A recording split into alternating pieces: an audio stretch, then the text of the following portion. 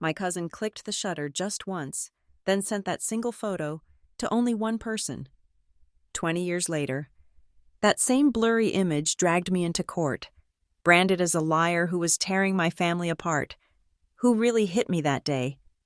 Why did all the money in the Child Protection Fund bearing my name vanish? And why did the one person who received that photo suddenly become the witness poised to turn the entire trial? My name is Madeline Grayson. At 32 years old, I am an assistant district attorney, a prosecutor for the Riverton Justice Bureau. I build my life, my entire career, on the foundation of objective fact. I use evidence to build a wall of truth so high and so solid that no jury can see over it, and no defense can tear it down. Today, I am the defendant. I walked into the Harborview County Courthouse through the same brass-framed doors I used every weekday, but the building itself rejected me. The air, usually charged with the scent of old paper files, stale coffee, and the sharp, clean smell of lemon oil wood polish, felt different. The polish, which I always associated with the unassailable dignity of the law, now smelled funereal, like the lacquered lid of a box being sealed shut. My heels, the same practical, powerful pumps I wore to impanel a jury, clicked on the marble floor. The sound was too loud. In this hallway, I had always been the one walking with purpose, my footsteps a drumbeat toward justice. Today, they were the frantic taps of someone being hunted. The high, vaulted ceilings that usually gave me a sense of grandeur and import now just seemed to mock me, echoing my isolation. This was my arena. I knew the bailiffs by name. I knew which water fountain ran coldest and which courtroom had the afternoon sunlight that always blinded witness number 3. And now, this place, my sanctuary of logic, was the stage for my humiliation.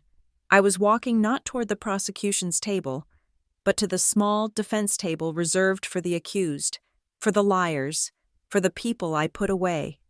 And there they were, seated at the plaintiff's table, radiating a smug confidence that was sickeningly familiar.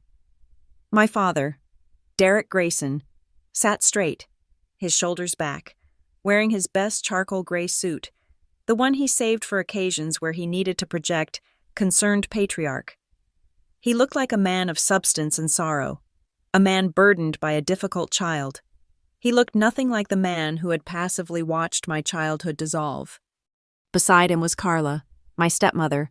Her hands were folded neatly on the table, a picture of aggrieved motherhood. She wasn't crying yet, but she was prepared to. Her eyes, pale blue and cold, scanned the room with a look of practiced vulnerability. She was a woman who had convinced an entire town she was a saint for taking me on. Today, she was here to collect her payment for that sainthood, in the form of my reputation, my career, and my future. Her lawyer, a slick man I didn't recognize from the local bar, whispered in her ear, and she nodded, a tiny, tragic smile playing on her lips. They believed they had already won. They believed I was still that child, the one they could easily overpower and silence. Then I saw him, and the air left my lungs in a painful rush. Logan, my cousin, the one who had been my only friend during that suffocating summer. He was sitting in the row directly behind Carla, almost touching her, like a part of her entourage. His gaze was fixed on the grain of the wooden bench in front of him. He wouldn't look at me. He couldn't. Logan, who had snapped the picture. Logan, who had seen his presence here, on their side, was a betrayal deeper than the lawsuit itself. It was a physical blow, and it left me reeling, searching for a handhold in a room that had suddenly tilted off its axis. What was his motive? Why was he here, validating their story, becoming a part of their lie? The gavel struck, a sharp crack of wood that felt like a bone snapping. We rose, we sat. The Honorable Judge Mariana Rivas, a woman I had argued before a dozen times, looked down at me. There was no recognition in her eyes, no camaraderie, just the flat, impartial gaze of the bench. I was no longer Ms. Grayson of the DA's office. I was Defendant Grayson, civil case number 4729. Opening statements for the plaintiff, Judge Rivas said. her voice devoid of inflection. Carla's lawyer stood. He was all polished shoes and feigned indignation. He paced before the jury box, his voice dripping with sympathy for his client. "Ladies and gentlemen of the jury," he began, "we are here today because of a story of a selfless, loving woman." He gestured to Carla, who dutifully produced a tissue, who opened her home and her heart to a troubled child. And how did that child, now a grown woman, an officer of this very court, he pointed at me, the accusation clear, repay that kindness? She repaid it with lies. He painted a picture of a calculating, fame-hungry prosecutor, me, who had fabricated a lurid tale of childhood abuse to build a personal brand. He spoke of speeches I had given at law school events, panels on trauma-informed prosecution, where I had alluded to my own difficult upbringing as a source of my passion for victims. "Madeline Grayson didn't just tell stories," he thundered. "She used those fabrications to inflict real-world harm. She slandered the name of Carla Grayson, a woman who has dedicated her life to the care of children, and those lies had consequences."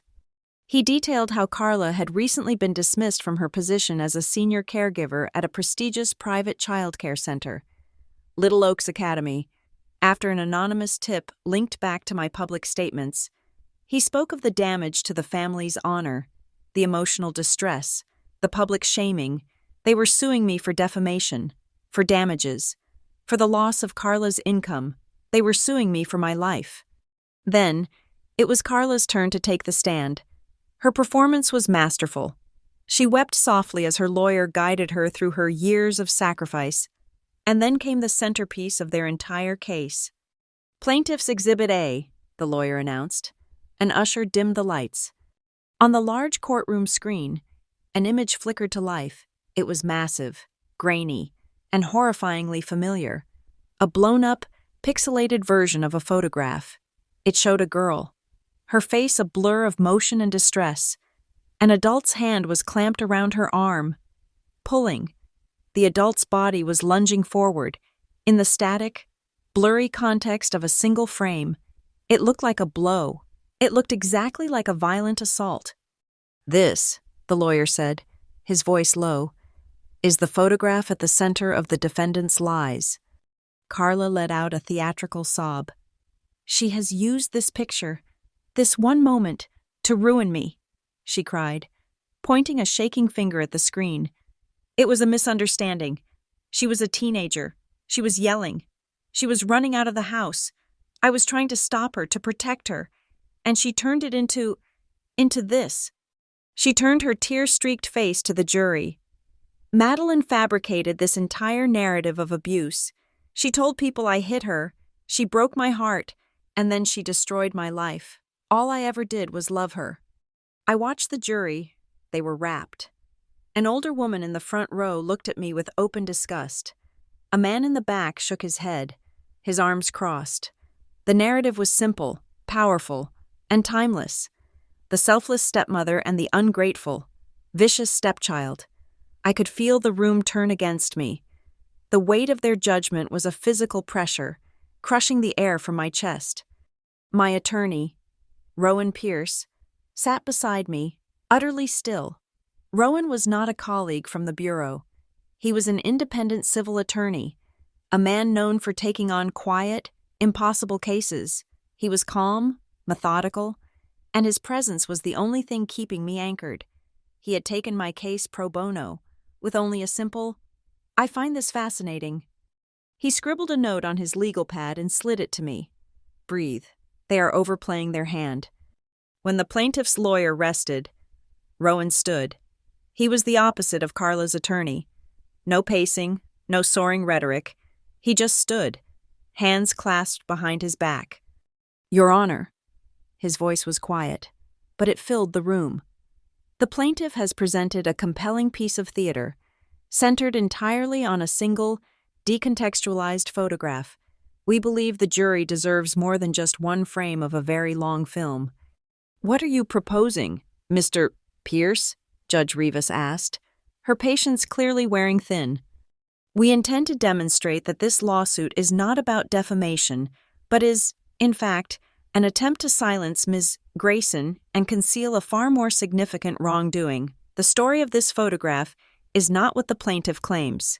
To tell the whole story, we will need to introduce evidence regarding financial records and expert testimony that we are still in the process of securing. We request a postponement of 2 weeks to present the bigger picture. Carla's lawyer leaped to his feet. Objection! This is a classic delay tactic. The defendant is a prosecutor. She knows how to work the system. They have no case. Judge Rivas held up a hand. The room fell silent. She looked at me, her expression unreadable. Mr. Pierce, this is highly irregular, but I am more interested in the truth than in haste. She looked at her calendar. 2 weeks, but I am granting this continuance with a warning. She turned her gaze directly to me. Ms. Grayson, you are an officer of this court. The allegations against you, that you would fabricate abuse, are a stain on you, and by extension, on the Riverton Justice Bureau.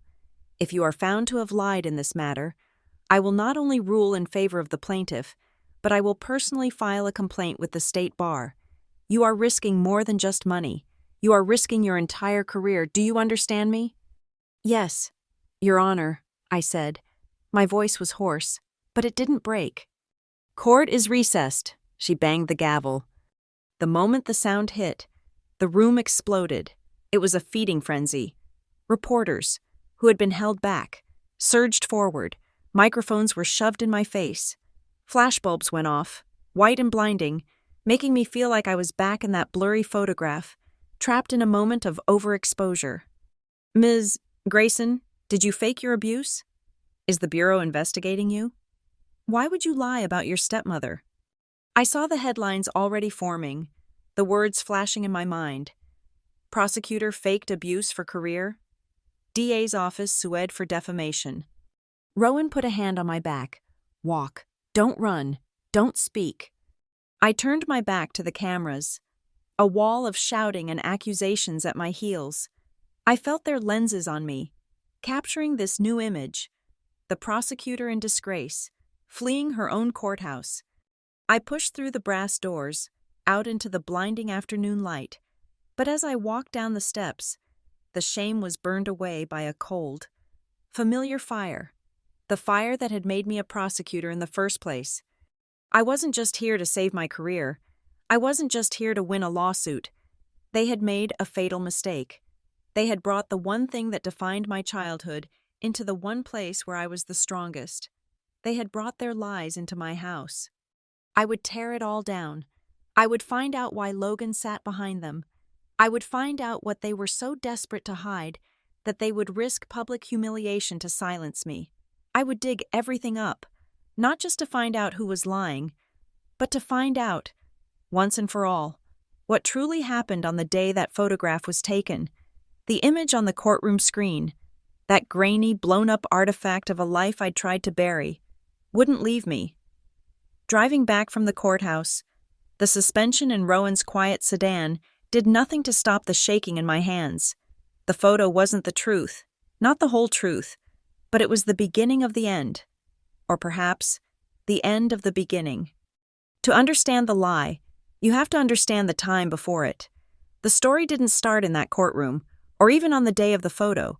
It started when I was 11, almost 12, in the back of my father's meticulously clean sedan. It started in Riverton Springs, a town so perfectly manicured it felt like it was holding its breath. I had been living with my grandmother Eleanor. She was my mother's mother, and after my own mom passed when I was a baby, Eleanor was the only parent I'd ever known. Our house was small and smelled of baking bread, old books, and the lavender she kept in little sachets. It was warm. It was safe. Then, Eleanor fell. A stroke. The doctors used words I didn't understand. Incapable. Long-term care. Non-responsive. And suddenly, my father, Derek, a man I'd only seen on major holidays and for 3 awkward weeks in the summer, was my sole guardian. He was bringing me home. Home was a beige split level on a street where every lawn was exactly the same length, and home included Carla. Carla was a woman who specialized in surfaces. The first time I met her, she smiled at me, a tight, precise movement of her lips that didn't touch her eyes. The house was immaculate. The floors shone. The throw pillows on the sofa were always chopped perfectly in the middle. She was obsessed with the idea of the perfect family she was building, and I was not part of that original blueprint. From the first day, I was not a daughter, I was a task. I was Derek's girl, a temporary, messy complication in her otherwise organized life. Her real focus, her entire emotional center, was geared toward the future, toward the child she and Derek were trying to have, the one that would be hers. I was just the inherited baggage she had to manage until then. The warmth I'd known with Eleanor vanished, snuffed out. It was replaced by the sharp, chemical smell of industrial-strength cleaner and the echoing silence of a house where no one ever laughed. I was isolated in that beige box for almost a year, a ghost at the dinner table. Then, Logan arrived. Logan was my cousin, my father's sister's son. His family, who lived 2 states over, had hit a financial wall. My uncle lost his job. They were losing their house, and Logan, who was my exact age, was shipped off to us, just for a few months, until we get back on our feet. He showed up with a battered green suitcase and an old, heavy film camera that he never, ever put down. He was 14, all gangly limbs, a curtain of messy hair, and an ocean of unspoken anger. He was the only other person in the house who didn't belong to Carla's perfect picture. He understood the dynamic in that house in less than 5 minutes. He saw Carla's sterile smile. He saw my father's willful ignorance, and he saw my silence. He didn't try to cheer me up. He just sat with me on the back steps, not talking, clicking his camera at stupid things, a crack in the pavement, a bee on the railing. He became my first and only ally. To be clear about one thing, Carla never hit me. The story that the photograph told, the narrative that she was now using to sue me, was a distortion. But the absence of physical violence is not the same as the presence of love, or even safety. Carla's weapon was control. It was atmospheric. It was suffocating. It was the schedule she taped to the refrigerator.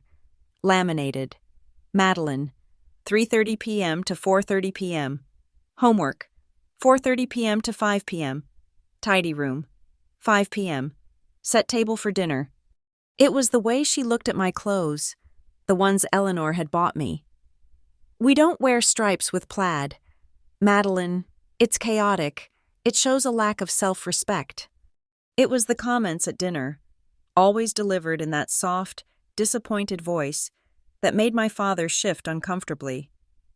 I made chicken cordon bleu tonight, Madeline, dear. You're just pushing it around the plate. Don't you appreciate the effort? Derek, my father, was a passive spectator. He saw a clean house, a hot meal on the table, and a wife who wasn't yelling at him. He mistook her rigid, cold control for good parenting. He called it structure. Carla's just trying to give you some boundaries. Maddie, he'd say, avoiding my eyes. You need structure. If I got a B on a test, she'd sigh. A B is just a C that tried a little harder. We aim for A's in this house, don't we? If I got an A, she would just nod. Well, that's what's expected. I wasn't a child to be raised. I was a problem to be managed. I was living in a sterile, emotional void, and I was starving. The day of the photograph, it's burned into my memory, sharper than the photo itself. I was 15. It was spring. Time to register for sophomore year classes. The only thing that kept me sane in that house was my art. My sketchbook was my real home. The only place I could say anything. I was good at it, and I was desperate to take the advanced drawing elective. Carla found the registration form on the kitchen counter. Absolutely not, she said, not even looking up from the catalog she was flipping through. What? I said, absolutely not. Advanced drawing. That's a waste of a credit. You'll take Introduction to Accounting. Your father and I agree it's far more practical. My voice shook. My father doesn't agree. He hasn't even seen this. I speak for your father in matters of the house, she said. Her voice was flat, like a closing door. You will drop the art class. You'll take accounting. I don't know what snapped. Maybe it was the word practical. Maybe it was the casual way she tried to erase the one part of my life that was still mine. I grabbed my sketchbook from my backpack, holding it against my chest like a shield. You can't control this, too, I yelled, my voice cracked, too loud in the sterile kitchen. This is mine. That's when she moved. She hated being defied. Her face twisted, not with the heat of rage, but with the ice of fury. You ungrateful little girl, she hissed, and she lunged. She wasn't trying to hit me in the face. She was trying to take the sketchbook. Her hand shot out and clamped onto my left wrist, yanking me off balance. Her other hand grabbed for the book. It was a tussle, an ugly, desperate struggle. I twisted away, pulling back with all my strength. No! I screamed. Get off me! Her nails dug into my arm. I felt a hot, sharp sting. And worse, I felt the overwhelming humiliation, the feeling of being physically overpowered, of being treated like a toddler having a tantrum, of being so completely, utterly powerless. Tears of rage and shame burned in my eyes. And then, a click. The distinct, mechanical sound of a camera shutter. We both froze. The tableau broke. Carla let go of me like my skin had suddenly become red hot. Her face, which had been contorted in that cold fury, snapped back into its smooth, neutral mask. Logan was standing in the doorway to the dining room. His heavy, old-fashioned camera was in his hands. The lens still pointed directly at us. I looked at him, panting, my wrist throbbing where her nails had been. I was expecting him to look awkward, to make a joke, to break the tension. But his face was white. He looked terrified. It wasn't the look of someone who just saw a stepmom grab a sketchbook. It was the look of someone who had seen this type of thing before, perhaps in his own volatile home. He looked at Carla with a deep, primal fear. He looked at her like he had just seen exactly what he expected to see, and it horrified him. Carla was the first to recover. "Logan," she said, her voice smooth as glass, not a tremor in it. "Put that ridiculous toy away and go to your room, now." Logan didn't move for a second. His eyes flicked to me, to my face streaked with tears, to the red marks already rising on my wrist. He lowered the camera slowly. "I won't let her do this to you," he whispered, his voice cracking. Then he turned and was gone, vanishing down the hall. He didn't explain. He didn't show me the picture. He just left, taking the camera. And that moment, with him.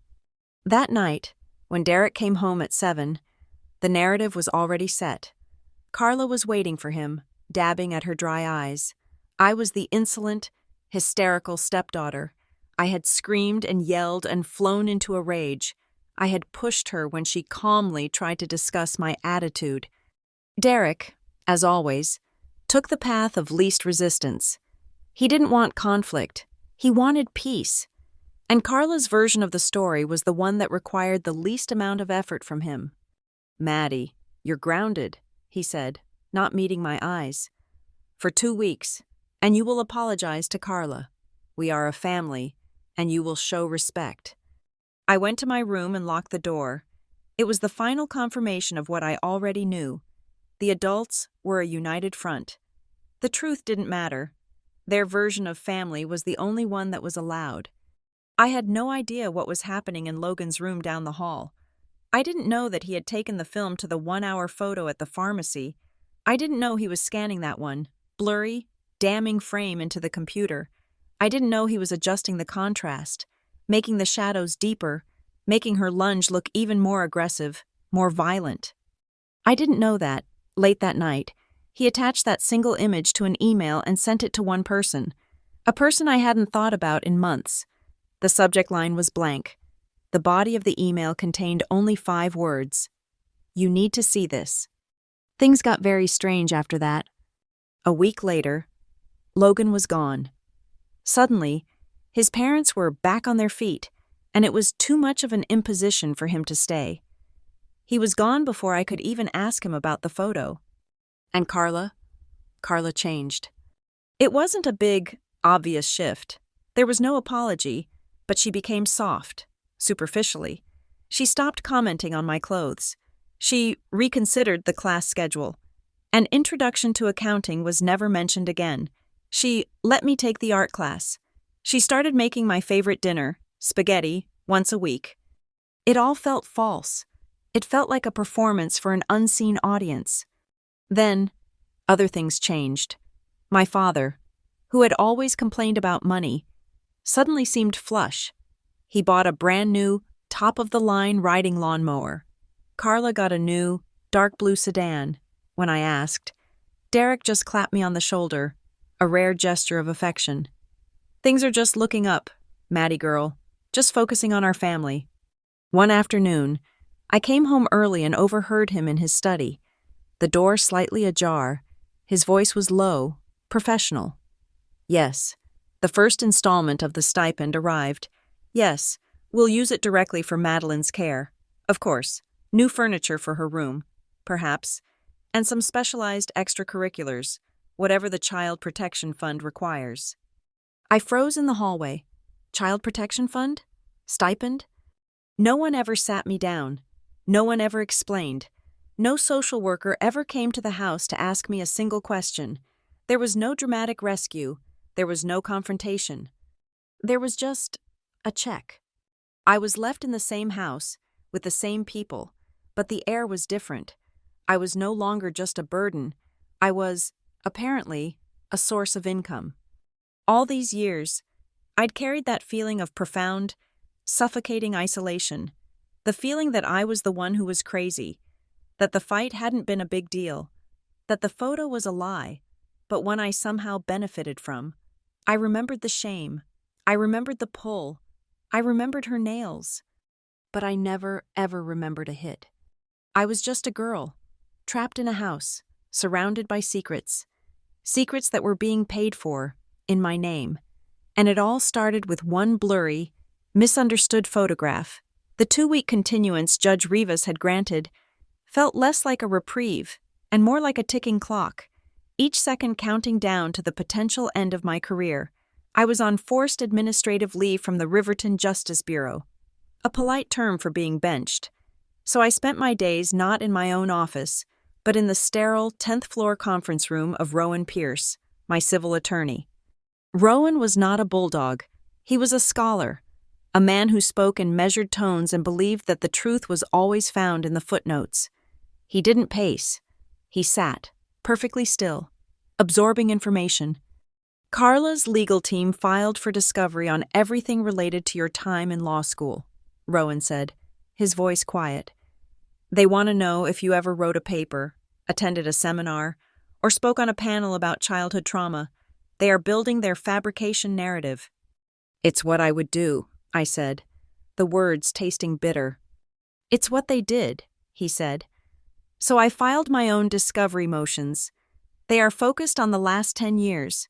I decided to focus on the last 20. He slid a thick, comb-bound document across the polished mahogany table.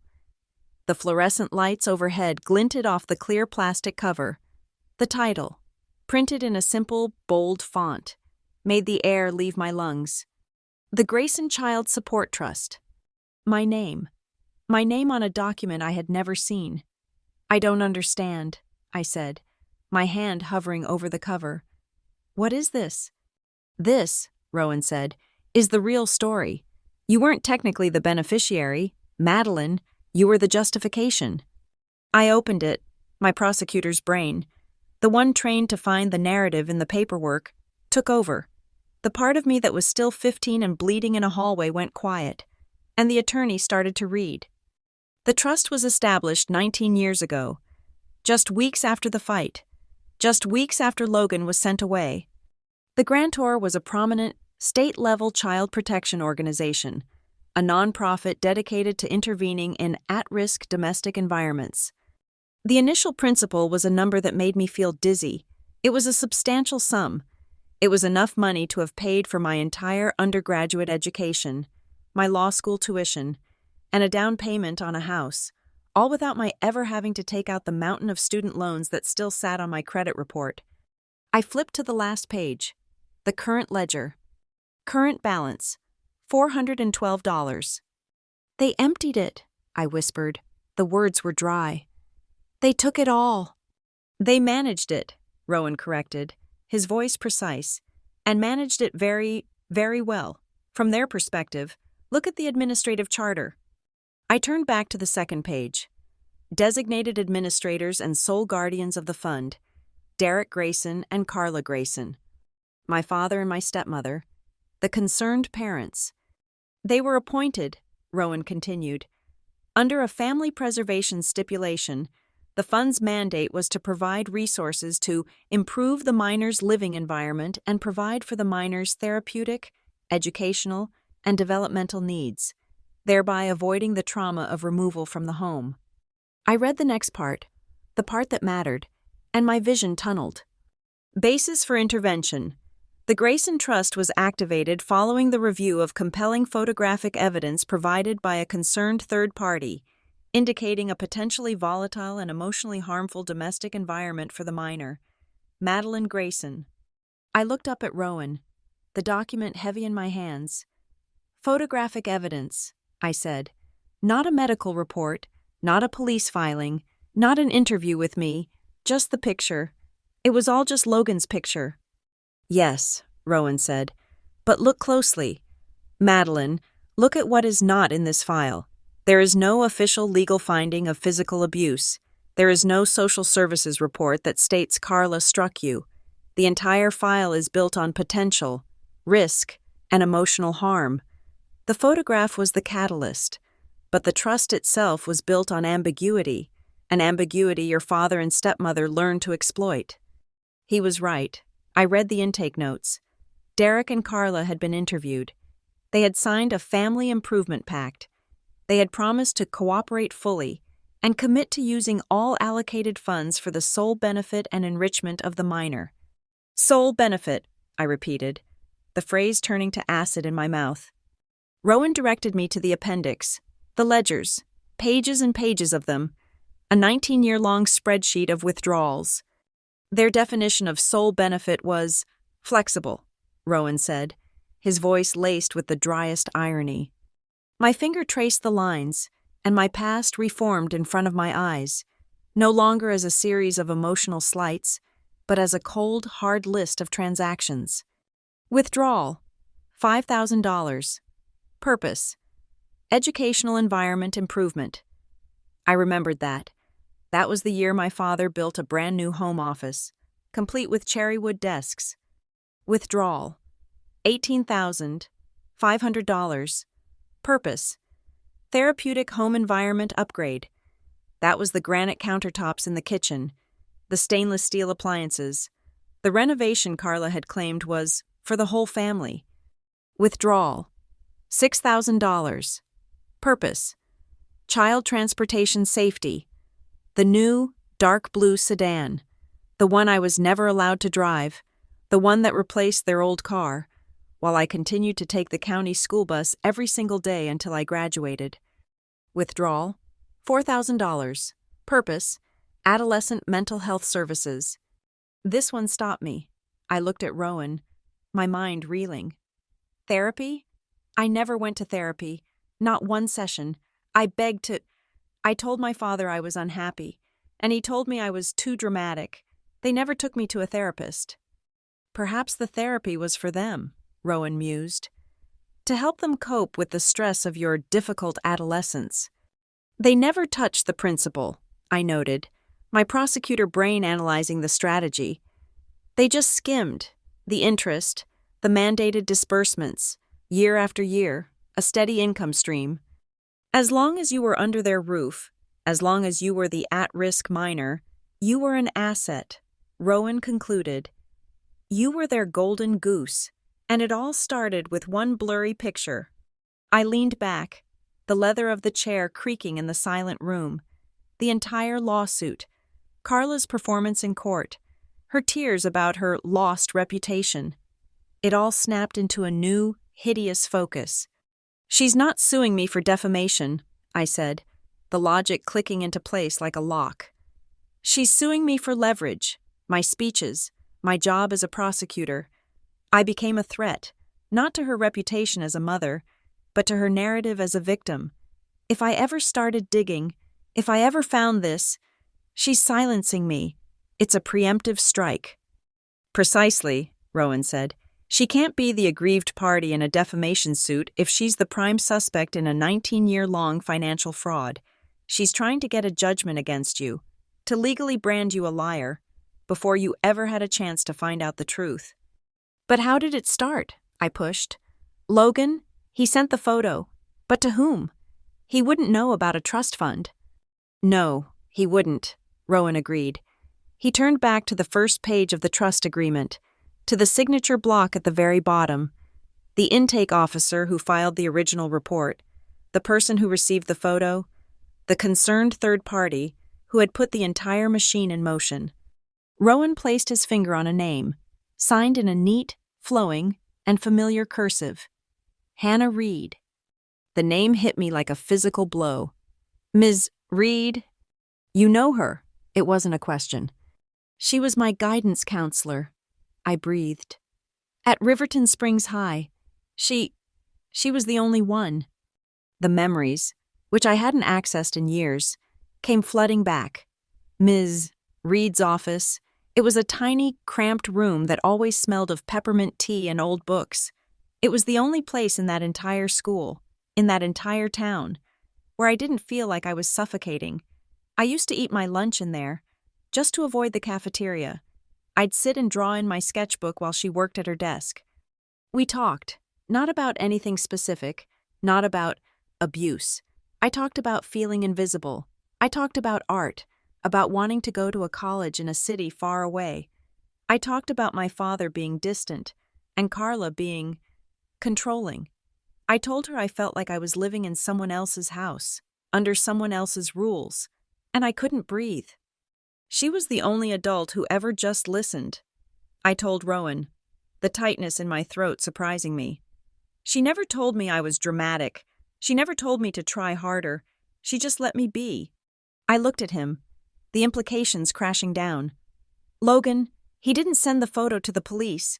He sent it to her, to Ms. Reed, the one person I trusted.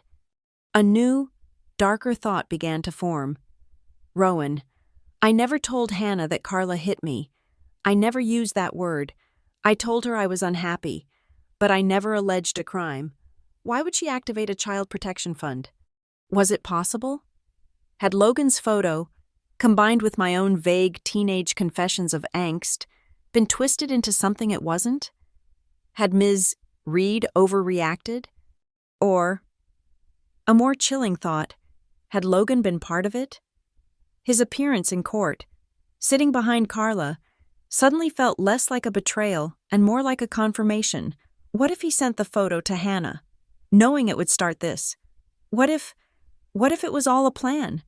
A way for my father and Carla to get money, using their son and stepdaughter as the perfect cover. That's a lot of conjecture, Rowan said, pulling me back from the brink.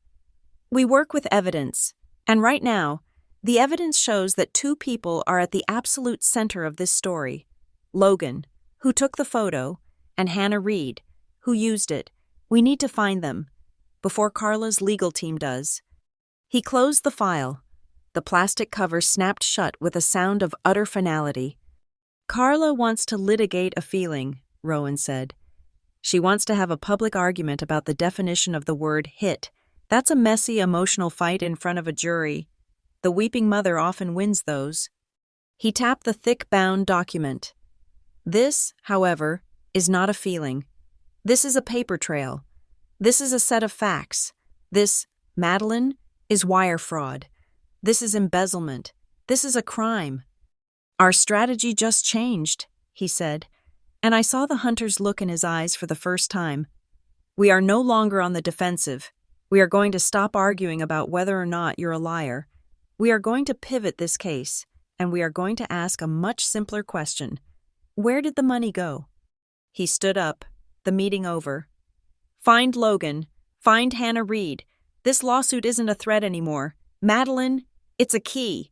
and we're going to use it to unlock the whole damn thing. Finding Logan was easier than I expected, and far more depressing. He wasn't living in a high-rise, paid for with hush money. He wasn't part of my father's world. I found him in a town 2 exits past the suburbs, a place of strip malls and fading paint. The bar was called The Off-Ramp, a low, flat building squatting next to a tire shop, its neon sign flickering a sickly green. The inside smelled of stale beer, industrial disinfectant, and desperation. It was 3 p.m. on a Tuesday, and the only occupants were 2 old men staring at a muted television, and Logan. He was behind the bar, wiping down the inside of a glass with a gray, damp rag. He looked 40, though he was only 32. Same as me. His hair was thinning, and his eyes, when he finally looked up, were dull. The fear I'd seen in him as a teenager had calcified into a permanent, low-grade exhaustion. He recognized me instantly. The glass he was holding paused in midair. "Madeline," he said. His voice was a gravelly surprise. "What are you doing here?" "Hello, Logan?" He put the glass down and continued wiping the bar, his movements quick and jerky. "I'm working, as you can see. This isn't a good time." "You look like you had plenty of time on Monday," I said, sliding onto a stool. The vinyl was cracked and cold. "In the courtroom, sitting behind her." His hand stopped. He didn't look at me. That's not... You shouldn't be here." "Oh, I think I'm in exactly the right place. I need you to explain some things to me. Logan, and it was a long time ago, isn't going to cut it." He sighed, a long, rattling breath, and finally turned to face me. "There's nothing to explain. It was a family thing. You're blowing it all up." "Am I?" I leaned forward, my voice dropping to the register I used in interrogation rooms. "Am I blowing this up? The Grayson Child Support Trust, a fund started 19 years ago, a fund that, at one point, contained over $100,000, a fund that now contains $412 and change, a fund that I, the supposed beneficiary, never knew existed until last week. Am I blowing that up, Logan?" His face went white, the same pasty, terrified look from the kitchen doorway. All those years ago. "I don't know what you're talking about," he mumbled, turning his back to me, pretending to organize bottles. "Stop lying. You know exactly what I'm talking about. Because you're the one who started it. You took the photo. You're the one who sent it." I waited. He was frozen. "Carla is suing me, Logan, for defamation, for ruining her good name by fabricating a story of abuse, a story that you provided the evidence for, and I am not going to lose my career over a lie you and I were both a part of. So you are going to tell me, right now, why." He threw the rag into the sink. It landed with a wet smack. "You think I got something for that?" he hissed, spinning around. His eyes were suddenly alive, but with anger, not fear. "You think I got paid? I sent one email, to one person, your guidance counselor, Hannah Reed." The name confirmed it. "And a week later," he spat. "A week, Madeline. My parents were on a bus to come get me.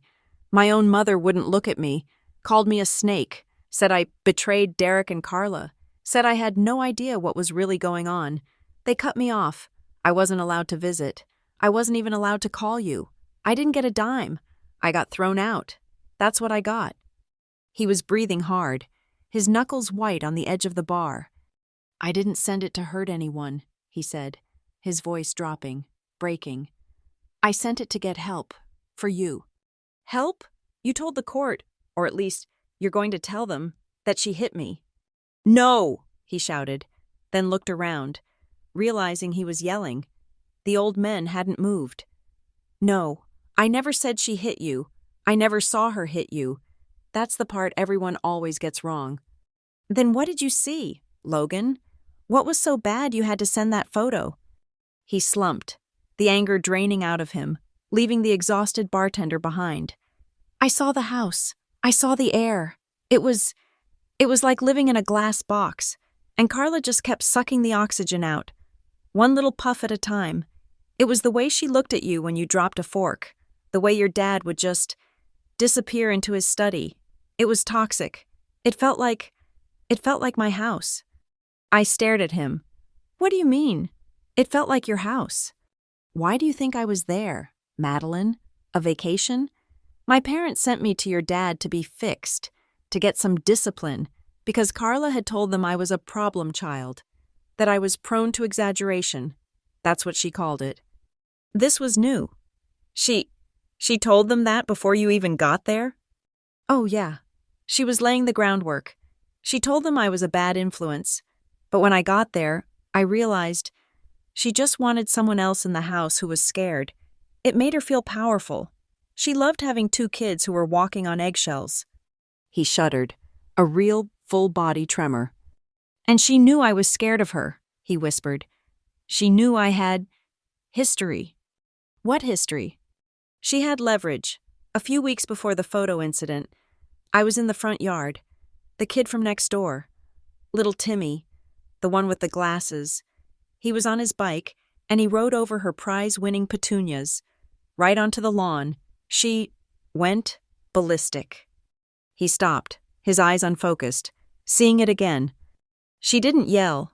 That was the scary part. She walked out, smiled at him, sweet as pie. She knelt down, and she told him. She told him that if he ever touched her property again, she'd find his little cat, and she'd make sure it never came home. She described. She told him exactly how she'd do it. The kid was 6. Maddie, he wet himself, right there on the sidewalk. My stomach turned. My God. And I was the only one who saw.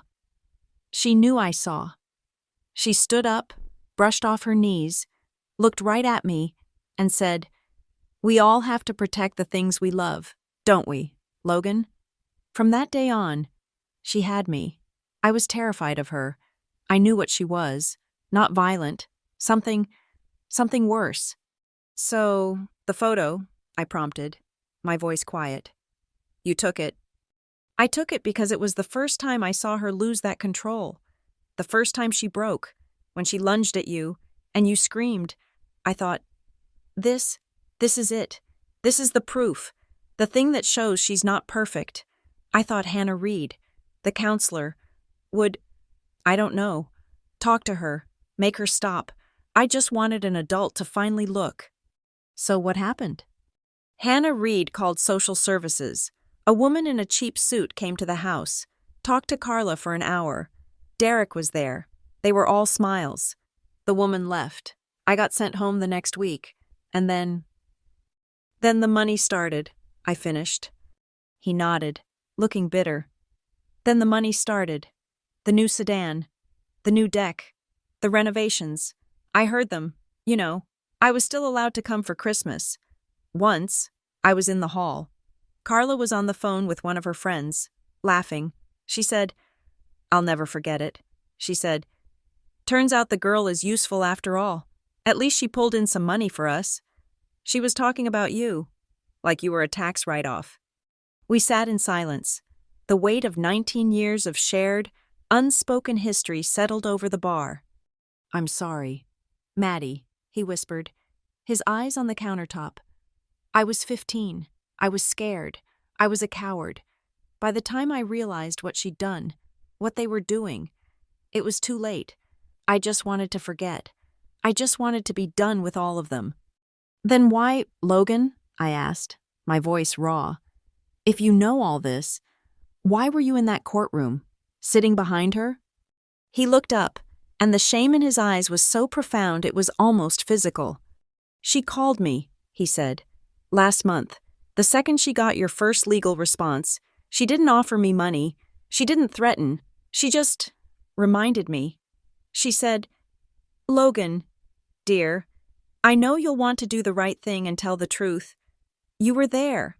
You know how difficult Madeline could be, how prone to exaggeration.' It was the same word, the exact same word she used on me.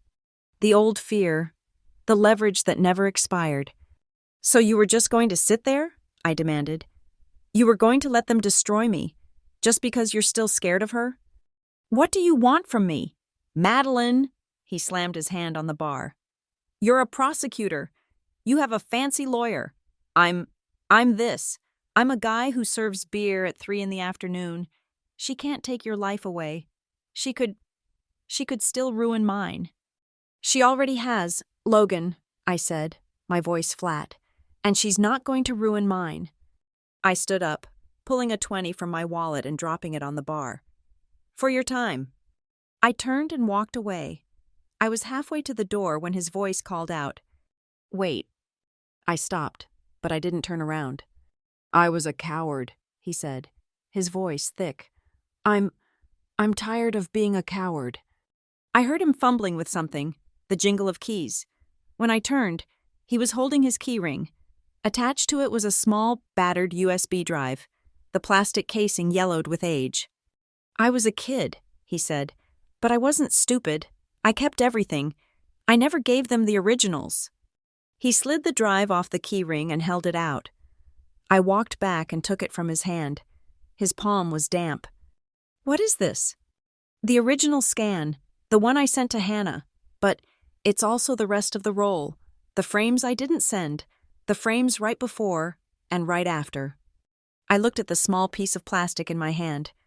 "Why give this to me now?" "Because," he said, finally meeting my eyes, "she wasn't laughing when she talked about you. She was terrified. She's not suing you to win. She's suing you because she's afraid you already have. Go win, Madeline, and get her out of my head." I didn't drive back to my apartment. I drove to Rowan's office. I sat in the empty conference room, the city lights just beginning to twinkle, and plugged the drive into my laptop. Click. A folder opened. Summer scans. Click. A series of JPEG files appeared. I clicked the first one. Frame 01. It was me, holding my sketchbook, my face defiant, angry. Click. Frame 02. Carla, her mouth open, mid-word, her hands starting to come up. Click. Frame 03. The photo, the blurry, damning, iconic photo. Her hand lunging. My face blurred in retreat. It was exactly as I remembered. But then, click. Frame 04. A new image, one I had never seen, one no one had ever seen. The camera had refocused.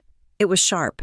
You could see Carla's face, contorted in a mask of pure rage. Her teeth bared. Her hand wasn't in a fist, ready to strike. It was clamped, nails first, around my wrist, and her other hand was grabbing the corner of my sketchbook. It wasn't a beating, it was a struggle, it was a violation, it was an assault, but it was not the simple, clean narrative of a punch. Click. Frame 05. Me, twisted away, her hand still on my wrist, but my face visible and on it. Not the shock of being hit, but the hot, humiliating tears of powerlessness as I tried to keep her from tearing my book. My last remaining piece of myself, from my hands. I stared at the screen, my case, Carla's case. It was all built on the ambiguity of frame 03. But these new photos, they demolished that ambiguity. They proved Carla's version of the story was a lie, but they also proved that my own vague, uncorrected narrative of being beaten was, in its own way, not the whole truth.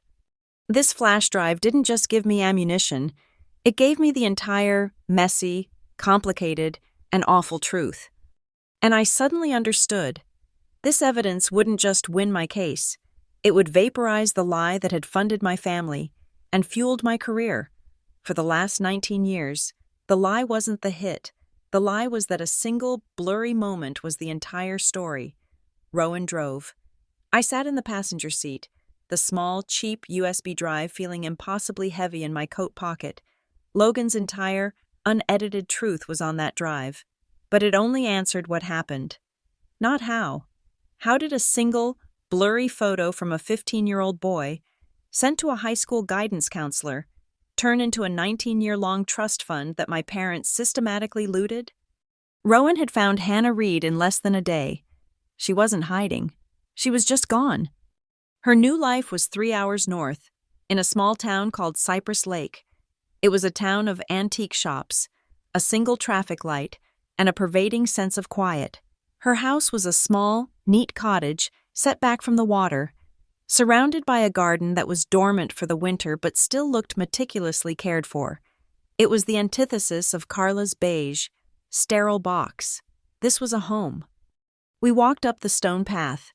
Rowan held the briefcase containing the trust documents. I held the weight of the last 2 decades. Before I could knock, the door opened. She was older, of course. Her hair was a soft, steel gray, pulled back in a simple clip. She wore a thick-knit cardigan and glasses on a chain around her neck. But her eyes were the same, kind, intelligent, and, as I remembered them, deeply tired. She looked at Rowan, a question in her expression, and then her gaze shifted to me. Her hand flew to her mouth. The recognition was instant and absolute. "Madeline," she breathed. Her voice was exactly as I remembered, soft, with a peppermint tea warmth. "Oh, Madeline Grayson, my goodness." She wasn't shocked. I realized she looked resigned, as if she had been waiting for this knock for 19 years. "Hello, Ms. Reed," I said. My voice was tight.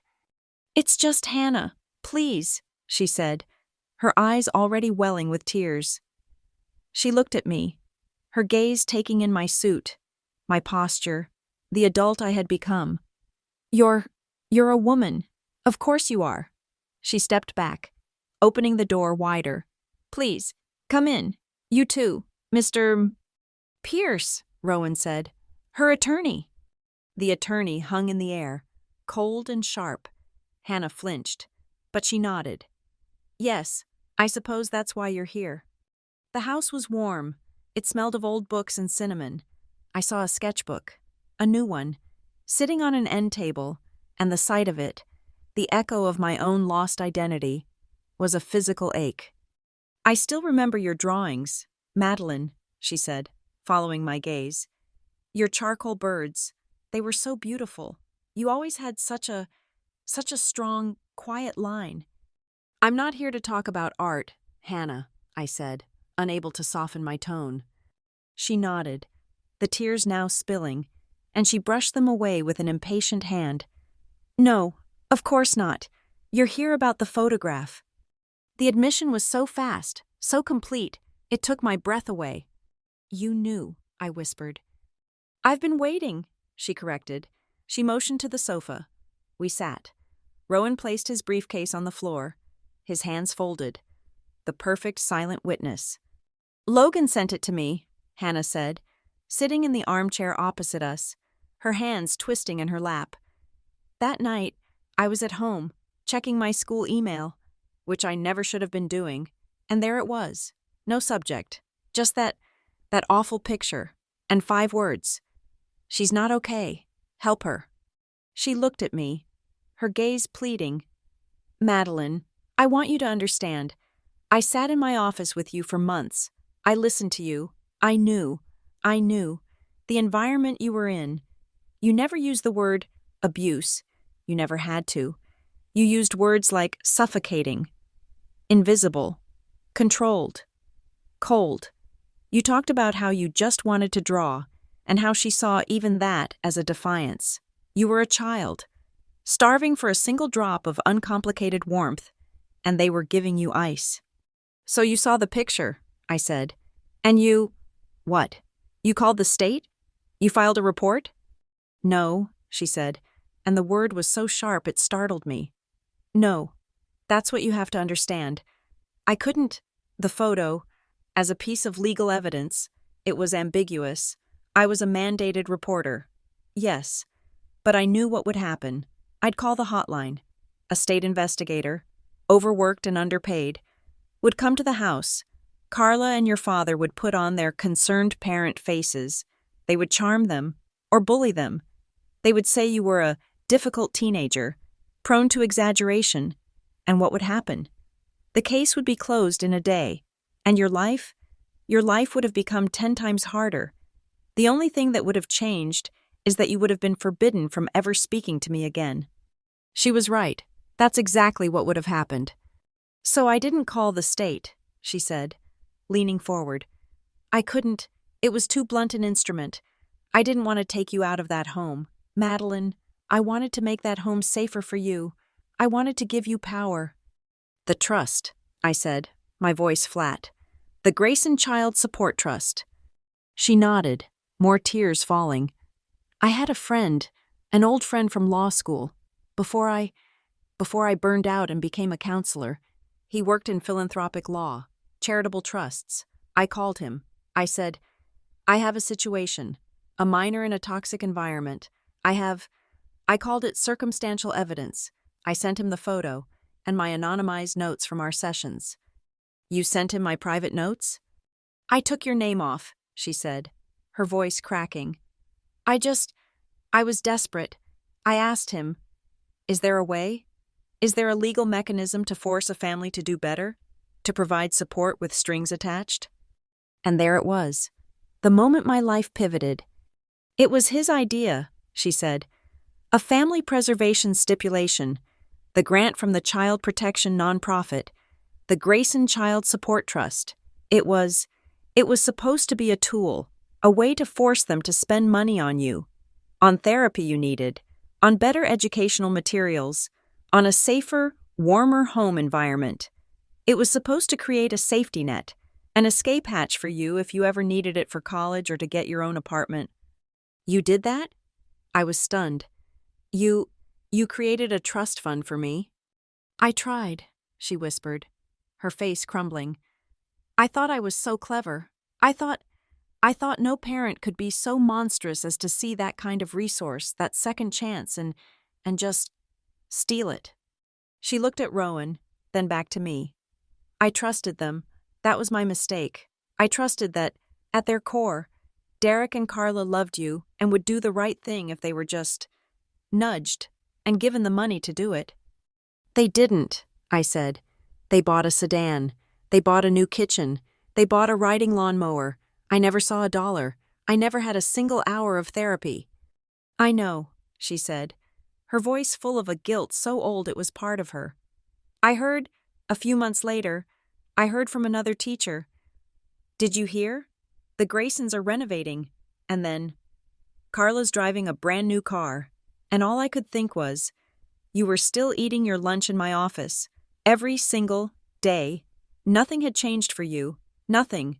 Except now, you were living in a prettier cage. Why didn't you do something? I tried. Her voice was raw. I called my friend. He called the foundation. But your father was smart. He had already retained a private law firm. The trust administration had been transferred. All the paperwork was moved. My friend, the foundation, they were all pushed out. Legally, your father and Carla had been given sole, unchecked administrative power. I had no standing. I was just a guidance counselor. I was boxed out. They used my attempt to help you as their own personal lottery ticket. She stopped, wiping her face. I retired 2 years later. I couldn't be in that building anymore. The emotional exhaustion was what I put on the paperwork. But it was you. The guilt. I failed you. Madeline, I tried to be clever, and I failed you. You were the only one who tried, I said, the words surprising me. You were the only one who saw me at all. Hannah got up and walked to an old wooden secretary desk. She pulled a small, simple wooden box from a drawer. It looked like a recipe box. I kept everything, she said, her voice thick. She handed the box to me. I don't know if it will help, but it's yours. It always was. I opened it. Inside, there was a stack of papers, yellowed and held with a brittle rubber band. I saw the first printed email. From Logan, Grayson@AOL.com. You need to see this, and the single, blurry attachment. I saw the printouts of her correspondence with the lawyer, the legal language, the drafts of the trust. Stipulation for minors' therapeutic care. I saw her counseling notes. My name was a simple M. States she feels invisible. M. Reports stepmother controls all aspects of her social academic life, creating environment of cold perfection, does not allege physical contact, but alleges profound emotional isolation and fear of saying the wrong thing. And at the very bottom of the box, there was a single, sealed envelope, addressed to me, at my old college dorm, but it had no stamp. "What is this?" "I wrote it," Hannah said, "the day you graduated high school. I was so proud of you. I saw you'd gotten a scholarship. You were leaving. You were getting out. I was going to mail it. But then I felt so ashamed. I felt like a hypocrite. I thought, just let her be. Let her be free. Don't remind her." I broke the seal. The paper was crisp.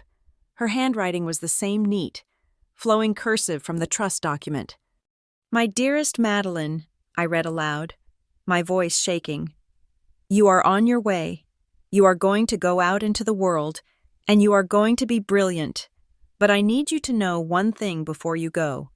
The story of your childhood. It is yours to tell. You have the right to define your own story, in your own words. No one else gets to tell it for you, and no one, ever, should be allowed to profit from your pain." I looked up from the page, the letter trembling in my hand. "I didn't send it," she wept. "I thought you were okay, and I was too much of a coward." I stood there, holding the letter, holding the proof that someone had seen the real me, the girl with the sketchbook, and had tried, and the proof that her one act had been corrupted into the very thing she'd warned me about. People, my family, profiting from my pain. I was shaking, a profound, rattling anger mixed with a heartbreaking gratitude. This whole time, I had been living with a label. The beaten child, the girl from the blurry photo. It had, in its own dark way, fueled my desire to become a prosecutor, to protect victims. But it was all built on this corrupted, twisted, stolen story. Rowan, silent until now, finally stood up. He looked not at me, but at Hannah. "Ms. Reed," he said, his voice quiet, but with a new edge. "That box, your notes, this letter. Are you willing to testify, under oath, to all of it?" Hannah Reed looked at me, at the woman I'd become. She wiped the last of her tears from her face, and her expression firmed. The counselor was gone. The exhausted retiree was gone.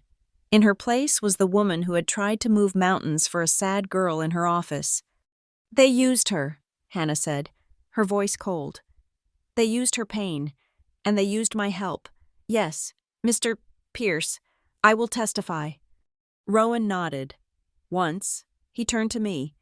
"Madeline," he said, "this is it." I looked at him. It proves I wasn't lying." "No," Rowan said, picking up his briefcase. "It does something far more important. It proves they were...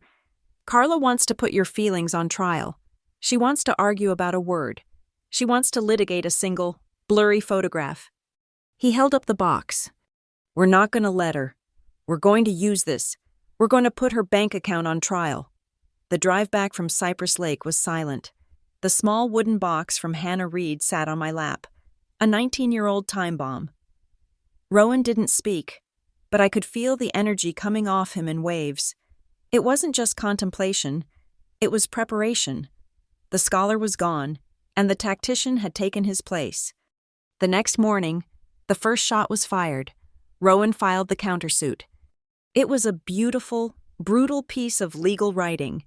It didn't just deny Carla's claims, it eviscerated them. We filed a complaint for financial malfeasance, breach of fiduciary duty, and fraudulent misappropriation of trust funds. We weren't just defending, we were accusing. We demanded a full forensic audit of every transaction related to the Grayson Child Support Trust, and we attached, as Exhibit A, a copy of the original trust agreement signed by Hannah Reed, Derek, and Carla. The reaction was instantaneous and volcanic. Carla's lawyer, the slick man from the courthouse, filed an emergency motion to have our countersuit dismissed as frivolous, vindictive, and a blatant attempt to distract from the defendant's defamation. Judge Rivas, in a one-sentence email ruling, denied their motion, the countersuit would proceed. And that's when the real media war began. Carla's team, realizing they were losing control of the narrative, doubled down. A new wave of articles appeared, but this time they were different. The headlines shifted from crying mother to ungrateful stepchild. They painted me as the adopted and all but named daughter who had received 19 years of specialized funded care and was now repaying that kindness by lashing out and trying to steal her parents' retirement. They were brilliant, twisting the very existence of the fund into proof of their generosity, and my countersuit into an act of greedy, spiteful theft. The blow I'd been expecting finally landed the next day. An email from the head of the Riverton Justice Bureau. Subject: Internal Review. Madeline, it began, with that terrifying corporate HR chill. In light of the ongoing civil litigation and the complex public narrative surrounding your case, the Bureau is opening a formal internal review. This is non-disciplinary, of course. However, until this matter is resolved, we are temporarily reassigning your active caseload. Your focus should be on resolving your personal legal matters. They benched me. I was no longer Assistant District Attorney Grayson. I was just Madeline. The loss was a physical amputation. My job, my office, my title, that was the armor I had built, piece by piece, to protect the 15-year-old girl. And now, just when I needed it most, they had taken it away. I felt naked, disarmed, as if I'd been stripped of my weapons right before the final battle. The office, when I went in to collect my personal effects, was a graveyard. Colleagues I'd worked with for years, people I'd stood shoulder to shoulder with in court, suddenly found the floor fascinating. They avoided my eyes.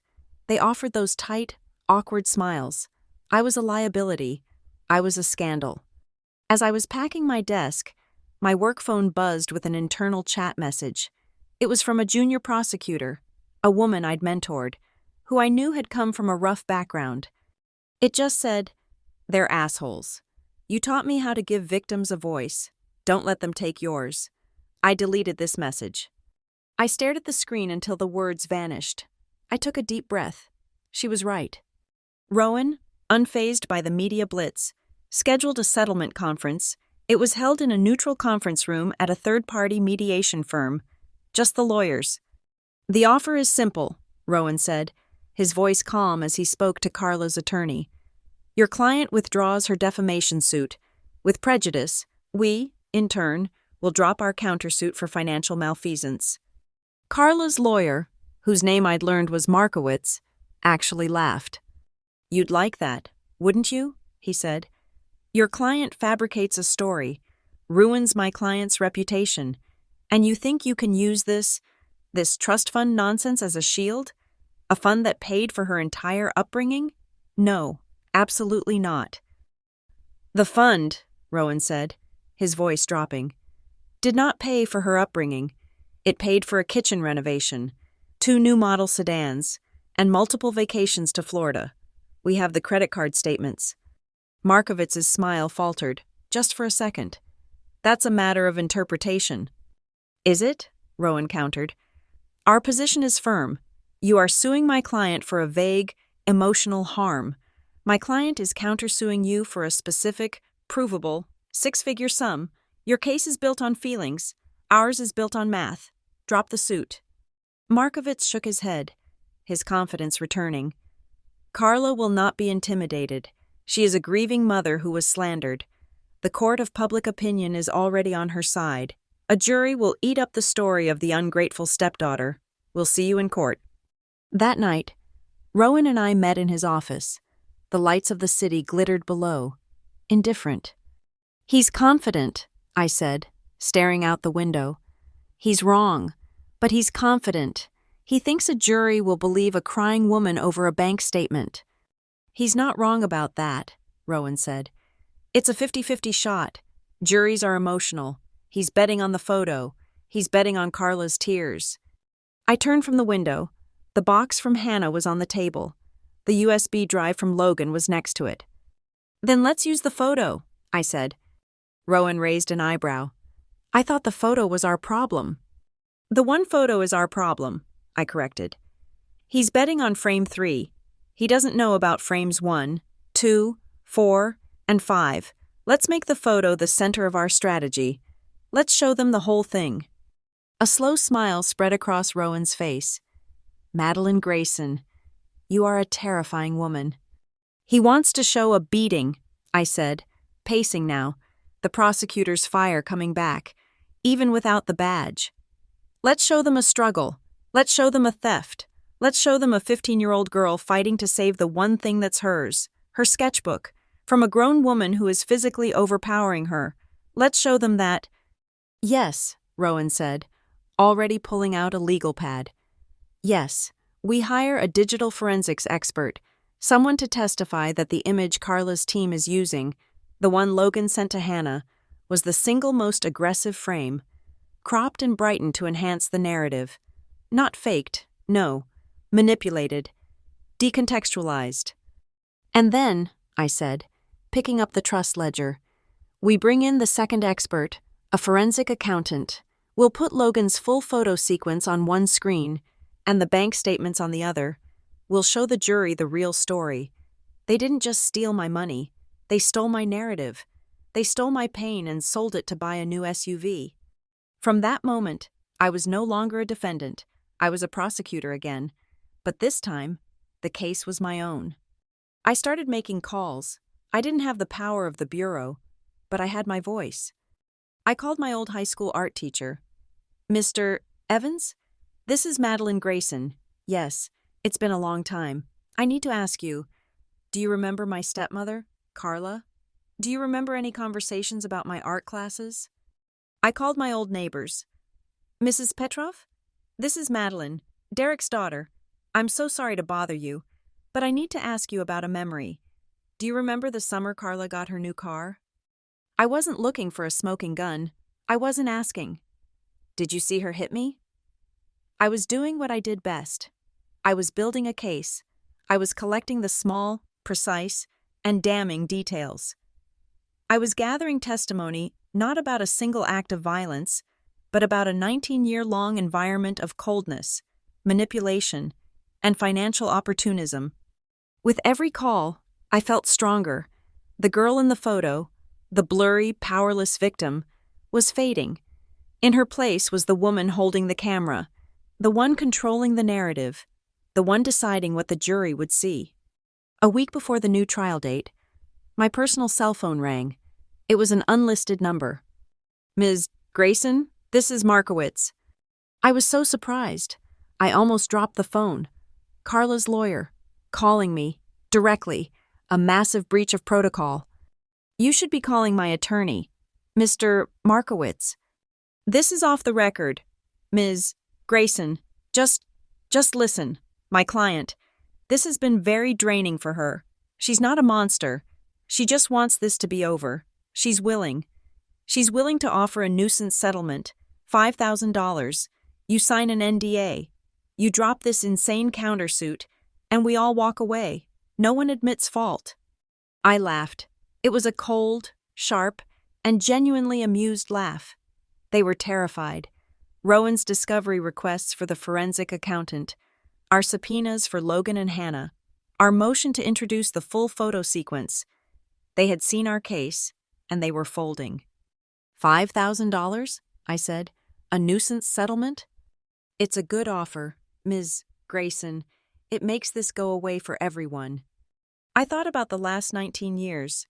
I thought about the stolen money. I thought about my benched career. I thought about the girl eating lunch in Hannah's office. Let me be very clear. Mr. Markowitz, you tell your client, I am not interested in walking away. I am not interested in making this go away. This doesn't end with a check and a non-disclosure agreement. This ends with a verdict. I hung up the phone. I wasn't just here to win. I was here to make sure, in front of God and a jury, that every single thing was finally brought into the light. The day of the trial, the Harborview County Courthouse was a circus. It was standing room only. The press, sensing a verdict, had formed a solid wall in the back. I saw colleagues from the Riverton Justice Bureau, their faces a mixture of curiosity and, from a few, quiet support. I also saw faces I didn't expect. A woman I had prosecuted a restraining order for, a man whose sister's murder case I had won. They were here for me, a silent jury of their own. My father and Carla were already seated. Derek looked pale, his suit seeming to hang on him. Carla, however, was in full costume. She wore a soft, powder blue suit, the picture of wounded maternal innocence. She was already dabbing at her eyes with a lace-trimmed handkerchief as her lawyer. Markowitz organized his papers. "All rise," the bailiff called. Judge Rivas entered, and the room went silent. Markowitz began, his voice ringing with theatrical sympathy. "Ladies and gentlemen of the jury, we are here because words have consequences, and the false, poisoned words of the defendant, Madeline Grayson, have destroyed the life of my client, Carla Grayson." He signaled for the projector, and there it was again, Plaintiff's Exhibit A. Frame 3, my 15-year-old self, blurry and anguished, Carla, lunging. "This is the image the defendant has built her career on," Markowitz said, his voice dripping with scorn. "An image she has used to brand Carla Grayson a monster." Carla let out a perfectly timed, heart-wrenching sob. The jury, I could see, was moved. Markowitz then presented his evidence of my slander. He brought up transcripts from a panel I had sat on in law school. Trauma-informed prosecution. "Let me read you Ms. Grayson's own words," he said, projecting the text onto the screen. And I quote, "As someone who was beaten as a child, I can tell you that the scars you can't see are the ones that last.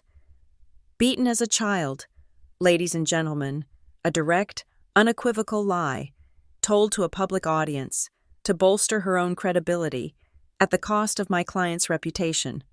He paced, letting the words hang in the air. "Today, we will end this lie." He sat down. It was a powerful, simple, and devastating opening. Rowan stood up. He was, as always, utterly calm. "Your Honor," he said, his voice quiet but caring, "the plaintiff has based his entire case on a single photograph. We agree that this photograph is central to the case, so central, in fact, that we believe the jury has the right to see all of it, not just the one frame the plaintiff has chosen." Markowitz shot to his feet. "Objection! What is this? The evidence is the evidence." "Your Honor," Rowan continued, "we have testimony from the photographer himself that the evidence is, in fact, an incomplete sequence. We move to present the full photographic series, recovered from the photographer's original digital files." Judge Rivas looked at Rowan, then at me. "Mr. Markowitz, your entire case rests on the interpretation of this single image. I am going to allow the jury to see the full context." Objection overruled. The air in the courtroom crackled. Carla, I noted, had stopped crying. She was staring at Rowan, her mask of sorrow replaced by a flash of pure, cold panic. "Projector, please," Rowan said. He didn't start with frame 3. He started with frame 1. "This," Rowan said, as my angry 15-year-old face appeared, "is Madeline Grayson. She is holding her sketchbook." Click, frame 2. "This is Carla Grayson, mid-yell." Click, frame 3. "This is the plaintiff's Exhibit A, the image we have all seen." Click, frame 4. The image I had only seen a week ago, the sharp, clear, undeniable photo of Carla's hand, nails digging into my wrist, her other hand grabbing the sketchbook. A collective gasp went through the courtroom. It wasn't a murmur. It was a physical intake of breath. The narrative shattered in a single second. This was not the blurry, ambiguous hit Markowitz had sold them. This was a clear, visible, and violent struggle. This was a woman physically overpowering a child, not to discipline her, but to take something from her. Click, frame 5. My face, twisted in tears of humiliation and rage. "And this," Rowan concluded, "is the rest of the story." He let the image hang in the air. Markowitz was staring, his mouth slightly open. He had been completely blindsided. The defense calls Logan Grayson to the stand. Logan walked to the witness box, his hands shaking so badly he could barely be sworn in. He looked small, his cheap suit ill-fitting. He wouldn't look at Carla, or my father, or me. "Mr. Grayson," Rowan began, his voice gentle. "You took these photographs, correct?" "Yes, sir." His voice was a whisper. "Why?" I don't know. I always had my camera. They were fighting. It was loud. I just reacted." "And what did you do with these photos?" I sent one. Just one. The third one. The blurry one." "Why only that one, Logan?" Logan looked down, his shame palpable. "Because I was scared. I thought if it didn't look serious, if it didn't look bad, no one would pay attention. I wanted someone to look, to see that it wasn't normal in that house." "So you sent the most dramatic one?" "Yes." "Mr. Grayson," Rowan said, his voice becoming sharper. "Look at the jury. Did you, at any time that day, or any other day, witness Carla Grayson strike, punch, or beat Madeline Grayson?" This was it, the question that Carla's entire case rested on. Logan took a deep, shuddering breath. No, I never saw her hit her. Not like that. It wasn't like that." Markovitz was already on his feet. "Your Honor, the witness for the defense himself admits no beating ever took place. This is a complete admission." Carla was smiling, a real, triumphant smile. She thought she had won. "If I may finish my question, Your Honor," Rowan said, unfazed. Judge Rivas nodded. "Logan," Rowan continued, "you didn't see a hit, but what did you see?" Logan's eyes finally lifted, and they found mine. I saw the yelling, the coldness, the way Carla would talk about Maddie like she wasn't in the room, the way she controlled everything, what you wore, what you ate, what you were allowed to like. It was an atmosphere, like you couldn't breathe. And I knew she was capable of being cruel. "Objection!" Markowitz roared. "Vague, speculation, atmosphere." "Sustained," Judge Rivas said. "Get to the point. Mr. Pierce?" "The point, Your Honor, is that the witness, a 15-year-old boy, felt an environment so threatening and manipulative that he felt the need to shock an adult into paying attention. Is that correct, Logan?" "Yes," Logan whispered. Rowan turned. "Thank you. No further questions." Markovitz, on cross-examination, was like a shark. "Mr. Grayson, no hit. You said that, correct?" "Yes, but, No hit. No beating. You sent a photo that you knew was misleading, didn't you? You wanted to make it look serious. In your own words. You wanted to cause trouble, didn't you?" "No, I wanted to help." "You wanted to help by lying? By sending a photo that you knew wasn't the whole truth?" I was a kid. I was scared." "We're all scared, Mr. Grayson," Markowitz thundered. "But we don't send misleading photos that destroy a woman's life. No further questions." As Logan walked back to his seat, looking utterly defeated, Carla couldn't contain herself. She was energized, high on the victory. She stood up, just as Logan was passing her row, and hissed, her voice loud enough for the first 3 rows and the jury to hear. "You traitor! After everything we did for you, you ungrateful, pathetic—" "Mrs. Grayson!" Judge Rivas's voice was a whip crack. "You will sit down and you will be silent, or I will have you removed for contempt. Is that understood?" Carla froze. The entire jury was staring at her. The mask of the soft, grieving mother had vanished, replaced by the face I knew, the face from frame 4, the face of cold, controlling rage. She sat down, her face white, realizing her mistake. "The defense calls Madeline Grayson." I walked to the stand. My heart was pounding, but my mind was clear. This was my courtroom. This was my moment. Rowan guided me through the basics, my name, my job. Then he went right to it. "Ms. Grayson, on the day in question, did Carla Grayson beat you?" "No, she did not punch me. She did not strike me in the face. The room was utterly still. "And yet," Rowan said, "you stated on a law school panel, and I quote, 'as someone who was beaten as a child.' Why did you use that word, if it wasn't true?" I looked at the jury. I looked at the men and women who, an hour ago, had looked at me with disgust. "When I was 15, I said, my voice clear, my stepmother, in a fit of rage because I defied her, lunged at me, grabbed my wrist, and physically tried to tear the one thing that was mine, my sketchbook, from my hands. It was a violation. It was a physical overpowering. It was humiliating." I paused. For 19 years, I lived with the story of that photo, a blurry, ambiguous moment. The word, beaten. It was my word. It was the word I used, as an adult, to try and summarize, to try and explain. The feeling of being physically controlled, of being silenced, of having my boundaries so completely and totally violated by an adult who was supposed to protect me. I never once, not ever, claimed that this specific photo was legal proof of a specific crime. I never used it. I never submitted it to anyone. I never even had it. I leaned forward, my hands clasped. Carla Grayson's lawyer is correct. She did not punch me. And that is not what this lawsuit is about. It's not about the definition of a word. It's about what happened after that photo was taken. "Objection," Markowitz said, but his voice was weak. "Narrative." "Overruled," Judge Rivas said. "I'll allow it.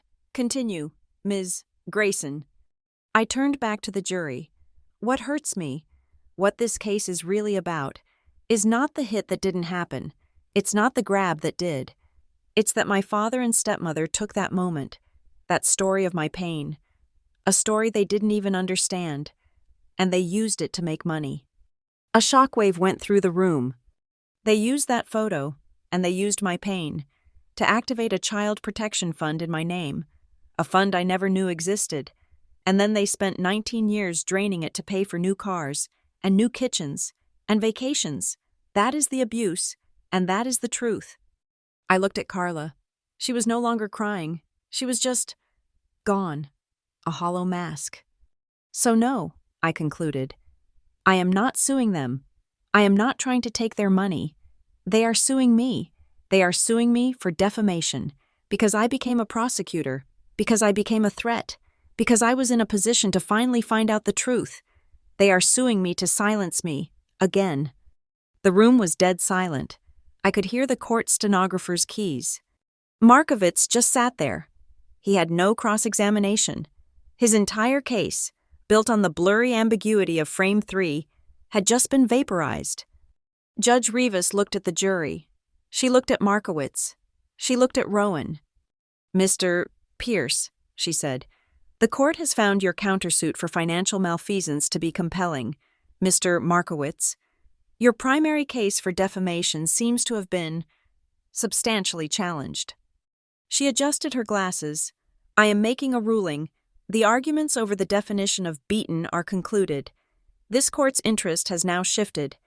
The central question of this trial is no longer, what happened in that kitchen? The question is, what happened to the Grayson Child Support Trust?" She banged her gavel. "We will adjourn for the day. Tomorrow morning, at 9 a.m., we will begin our examination of the financial records, and I am ordering Derek and Carla Grayson to be the first two witnesses." The courtroom felt different the next day.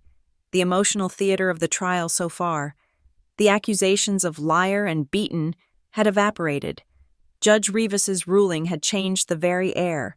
It was no longer a messy family dispute. It was an audit. The room was cold, quiet, and mathematical. Rowan's first witness was not a family member or a neighbor. He was a man named Dr. Eris Thorne, a forensic accountant. He carried a binder thick with spreadsheets and spoke in a crisp, detached monotone that was more damning than any raised voice. "Dr. Thorne," Rowan began, "you were retained by the defense to conduct a full forensic audit of the Grayson Child Support Trust, established 19 years ago, as well as the corresponding bank accounts of its designated administrators, Derek and Carla Grayson. Is that correct? That is correct. And what did you find? I found, Dr. Thorne said, adjusting his glasses, a clear 19-year pattern of financial misappropriation, every single disbursement from the trust, intended for the sole benefit of the minor, was transferred within 24 hours to a joint checking account held exclusively by Derek and Carla Grayson. And what happened to the money then? It was commingled with their personal income and spent. Rowan gestured to the large courtroom projector. Please, doctor, show the jury your findings. The screen lit up. It was not a blurry photo. It was a flowchart. Cold, hard, and brutal. A box labeled Grayson Trust sat at the top. An arrow pointed down to a box labeled Derek and Carla Joint ACCT. And from that box, a spider's web of arrows pointed to dozens of expenditures. If you'll look at the screen, Dr. Thorne said, using a laser pointer, you can see the pattern. On April 3rd, 19 years ago, the first trust disbursement of $2,000. $500 was made. On April 5th, a payment of $2,800 was made to Riverton Motors as a down payment on a new SUV. A new slide appeared. 2 months later, a disbursement of $5,000. The following week, a payment of $4,950 to Sunshine Travel Agency for a cruise package. Another slide. 1 year later, a catch-up disbursement of $15,000 intended for educational and therapeutic enrichment. 3 days later, a check was written to Carla's Custom Kitchens for $14,800. The list went in chronological order. New furniture, a new deck, trips, restaurant bills. And Doctor, Rowan said, in your exhaustive review of 19 years of their financial records, what did you not find? In 19 years, Dr. Thorne said, his voice flat, we found no payments to any licensed child psychologist, psychiatrist, or therapist. We found no receipts for any specialized tutoring or educational programs. We found no payments for college application fees, SAT prep courses, or university tuition. We found no rent payments for Ms. Grayson's college housing. In short, we found not a single expenditure that could be reasonably classified as being for the sole benefit of the minor, outside of general household commingling. The jury stared at the screen, then at Carla. Her mask of the grieving mother had been replaced by one of rigid, icy fury. Markovitz, her lawyer, was forced to call her to the stand for damage control. Carla, he began, his voice strained. This all looks very clinical, but let's talk about real life, this SUV. Tell the jury why you bought it. It was for Madeline, Carla insisted, her voice a high-pitched whine. Our old car. It was a death trap. I was terrified to put her in it. The new car. It had modern airbags. It was safe. It was to drive her to school, to her art classes. It was for her safety. It was a plausible, if thin, defense.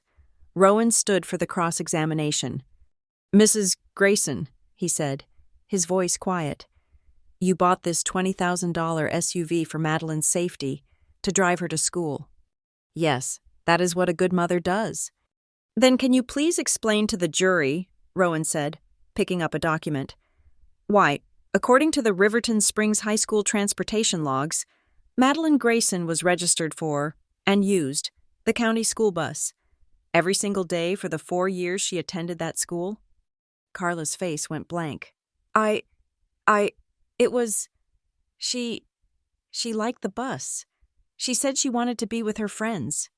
So you bought a $20,000 safety vehicle, with her money, to not drive her to school, Rowan said. And the $14,000 kitchen renovation? A child needs a clean, nurturing environment, Carla shot back. A proper home. We were improving the home for her. A home she was barely in, because, according to her testimony, she was working 25 hours a week at a coffee shop to save money for her own college supplies. Supplies the trust was meant to pay for. Is that correct? She wanted the job. It builds character, Carla snapped. The jury looked away from her. The sympathy was gone, replaced by a cold, visible disgust. Then, it was my father's turn. He looked small, diminished.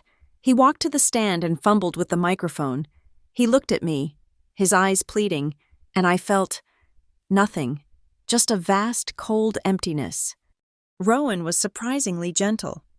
"Mr. Grayson, these are complex legal documents. When you signed the trust agreement, did you read it closely? Did you understand your fiduciary duty?" My father grabbed the excuse like a drowning man.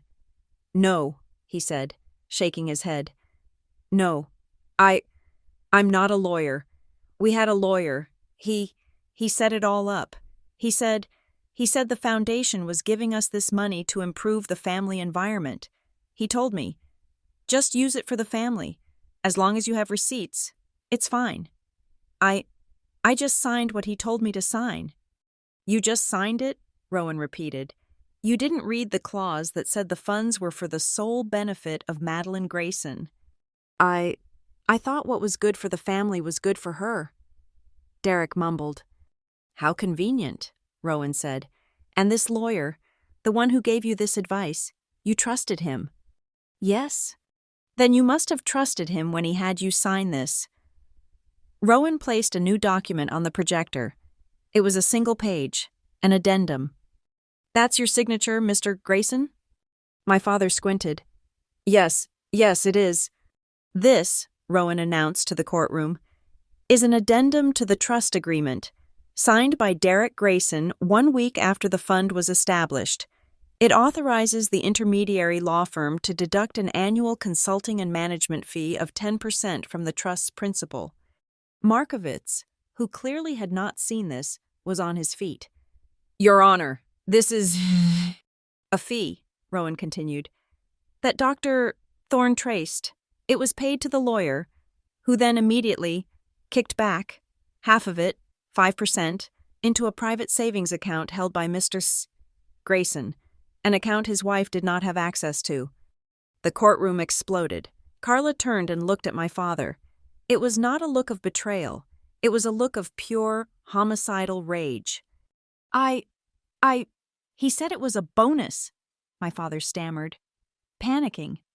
For our trouble. For our management. He said it was just a little something for us. For the inconvenience." Rowan let the admission hang in the air. "An inconvenience. Yes. No further questions." Rowan turned to the jury for his closing argument on the countersuit. "If they truly cared about Madeline," his voice was cold, sharp as a scalpel. "If this was ever about her well-being, where is the receipt for a single session of therapy? Where is the check for a college prep course? Where is the security deposit for a safe apartment when she left for university? They didn't improve her life. They liquidated it. They cashed in her trauma and used it to pave their driveway." He called Mrs. Petrov, my old neighbor, as a final character witness. "Oh, yes, I remember Carla," the elderly woman said. "Always bragging. She'd talk about that fund all the time, at the neighborhood barbecue. She said, I remember this clearly. She said it was a nice little bonus for having to raise someone else's kid. She said it like Madeline was a stock that had finally paid a dividend." I had to sit there as my father was recalled, just to squirm. Markowitz was desperately trying to save him. "Derek, just tell us why. Why all the spending? The car? The house?" My father looked at Carla, at the jury, at me. His voice was a pathetic whisper. I wanted us to look the part. We lived in a nice neighborhood. All this fund stuff. It was embarrassing. I just wanted us to look normal, to look stable, like a real family." And that was it. The final, brutal truth. He never saw a victim to protect. He never saw an at-risk child. He saw a public relations problem. The fund wasn't a lifeline for me. It was an embarrassment for him. And the money wasn't for my recovery. It was for his image. Judge Rivas, who had been listening with a face of stone, leaned forward. "Mr. Grayson," she said. her voice cutting through his whimpering. "I have one final question for you. If this fund was for your daughter's benefit, and to make your family stable, can you please explain to me why, on the day she turned 18 and left your house for college, you did not give her a single dollar for tuition, or books, or food? The ledgers show that the disbursements to your personal account not only continued, they increased in the years she was no longer living in your home. Why?" Derek Grayson looked up, his mouth open. He had no answer. He was a hollowed-out man, exposed, with no lie left to tell. "He has no answer, Your Honor," Rowan said. "But we do." He called one last witness, a Mr. Fields, a former paralegal from the law firm that had set up the trust. "Mr. Fields," Rowan said, "do you recall your intake meeting with Mr. Grayson?" "I do, sir," the man said, looking at my father. "I remember it very clearly. I was the one who notarized the signature." "And do you recall anything he said?" "Yes, sir. As he was leaving, he clapped me on the shoulder. He was smiling. He said, 'Don't you worry about the girl. The girl will be fine. She's smart. This fund, well, at least it'll finally help us pay off our debts.'" I closed my eyes. The pain was sharp, but it was also clean. It was the sound of a 19-year-long abscess finally lancing.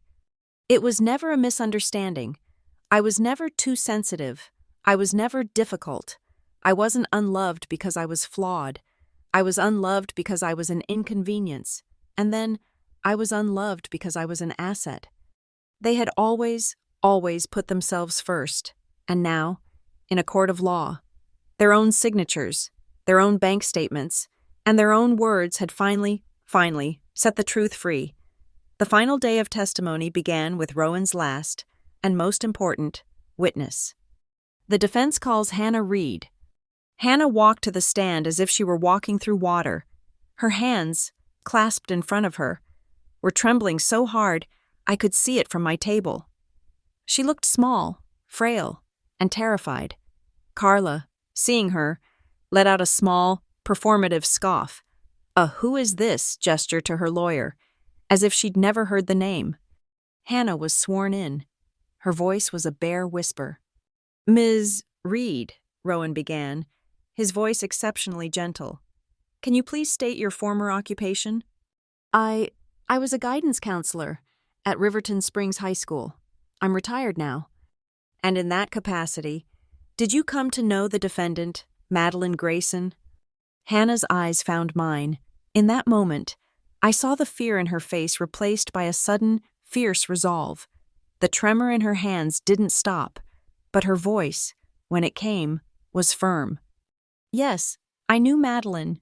She was one of my students, a very special one." "Special in what way, Ms. Reed?" "She was brilliant, and quiet, and deeply sad. She used to eat her lunch in my office, just to have a safe place to sit and draw." "And did you have private counseling sessions with her?" "Yes, informal ones. We spoke several times a week for almost a year." "And did you, in your professional capacity, keep notes on those sessions?" "I did." "Ms. Reed," Rowan said, "the plaintiff, Carla Grayson, has alleged that Madeline Grayson fabricated a story of being beaten in order to secure a trust fund. Based on your 19-year-old notes, what did Madeline actually tell you?" Hannah opened the small wooden box, which had been entered into evidence. She pulled out a yellowed file card, her counseling notes. "Objection!" Markowitz called out, his voice weary. "Hearsay. This is from 19 years ago." "Your Honor," Rowan countered, "the plaintiff's entire case is based on what was said 19 years ago. This is the only professional record from that time. It is the most relevant piece of evidence we have." "Overruled," Judge Rivas said. "I will hear it. Proceed, Ms. Reed." Hannah's shaking hands held the card. She read, "My notes from that period are, of course, brief, but I have an entry from a week before the photo. It's a direct quote from Madeline. She looked at the jury.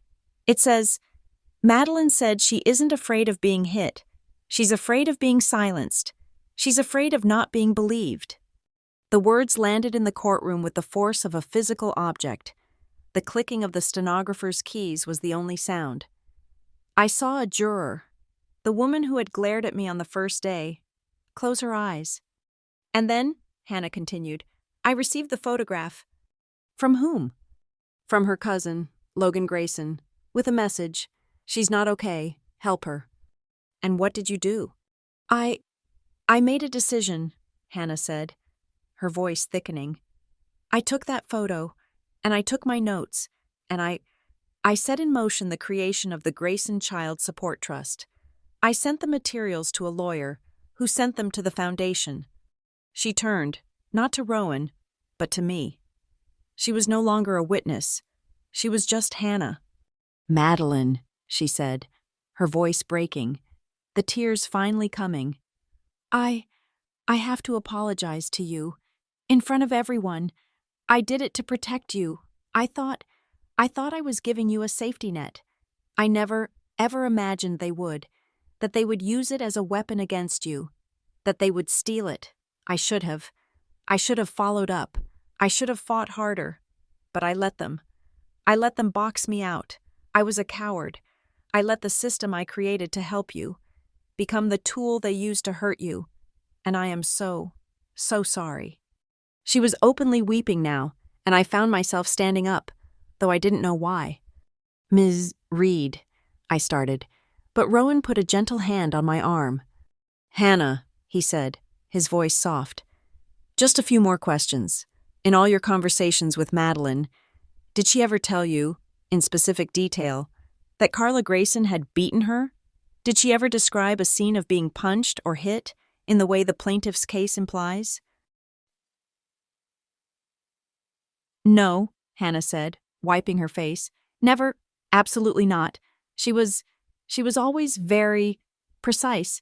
She used words like controlling, cold, suffocating. When the photo incident happened, the only phrase she used was inappropriate physical contact during an argument. She never tried to build a lurid story. She was a child, trying to find a vocabulary for a pain she didn't understand. I was the one who saw the photo and feared it could become worse. This was it. This was the testimony that shattered Carla's entire premise. The idea that I had faked abuse to get the fund.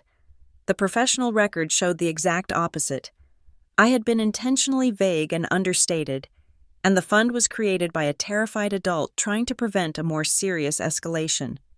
And finally, Ms. Reed, Rowan said, you wrote Madeline a letter upon her high school graduation, which you never sent. It's been entered as Exhibit D. Can you please read the final line of that letter for the court? Hannah pulled out the letter. Her voice was steady now, filled with the conviction she hadn't had 19 years ago. I wrote to her, she said, looking at the jury. I wrote, the story of your childhood. It is yours to tell. You have the right to define your own story, in your own words. No one else gets to tell it for you, and no one, ever, should be allowed to profit from your pain. Rowan let the words hang. He didn't need a closing argument. He just stood there. No further questions, Your Honor. Rowan sat down. Markowitz looked shell-shocked. He weakly waved a hand. No cross. Before Judge Rivas could speak, Carla stood up. Your Honor, I want to speak. Please, this isn't fair. She's not who she says she is. I need to say my piece. Mrs. Grayson, this is highly... Judge Rivas began. Please. Carla was in full hysterics now, but it was a new kind. It wasn't the soft, grieving mother. It was the raw panic of a cornered animal. Please. Judge Rivas looked at Rowan, who gave a subtle nod. Let her. 5 minutes. Mrs. Grayson, the judge said. Not as testimony, as a final statement. Carla turned to the jury, her hands clasped, tears streaming down her face. You don't understand. You all sit there, so privileged. You don't know what it's like. I came from nothing. A dirt-poor town. I had nothing. I clawed my way up. I made a good life for us. And then this money, this fund, it just appeared. It was the system. The system. It tempted me. We weren't rich. We were just trying to make things nice. For her. A nice house. A safe car. Isn't that what the money was for? And now she twists it all to make me look like a criminal. It was a pathetic, desperate performance. She was blaming the system for dangling money in front of her. She was blaming her poor childhood for her choices as a wealthy adult. She was taking no responsibility. None. It was a mistake, she sobbed. I just wanted to be compensated for all the years, for all the sacrifice. It's not fair, she finished, her shoulders heaving. The room was silent. Judge Rivas looked at me. Ms. Grayson, do you wish to respond? I stood. I didn't feel anger. I didn't feel rage. I just felt clear. I looked at Carla. I saw, for the first time, not a monster, but a deeply, profoundly small and greedy person. I don't need an apology for the photo. Carla, I said, my voice cutting through the silence. It was the first time I had ever called her by her first name in public. You were angry? You lost control? I was a teenager. It's been 19 years. Yes, she whimpered, thinking she was getting through. I don't care about the photo, I continued, my voice growing colder, harder. I care about the bank statements.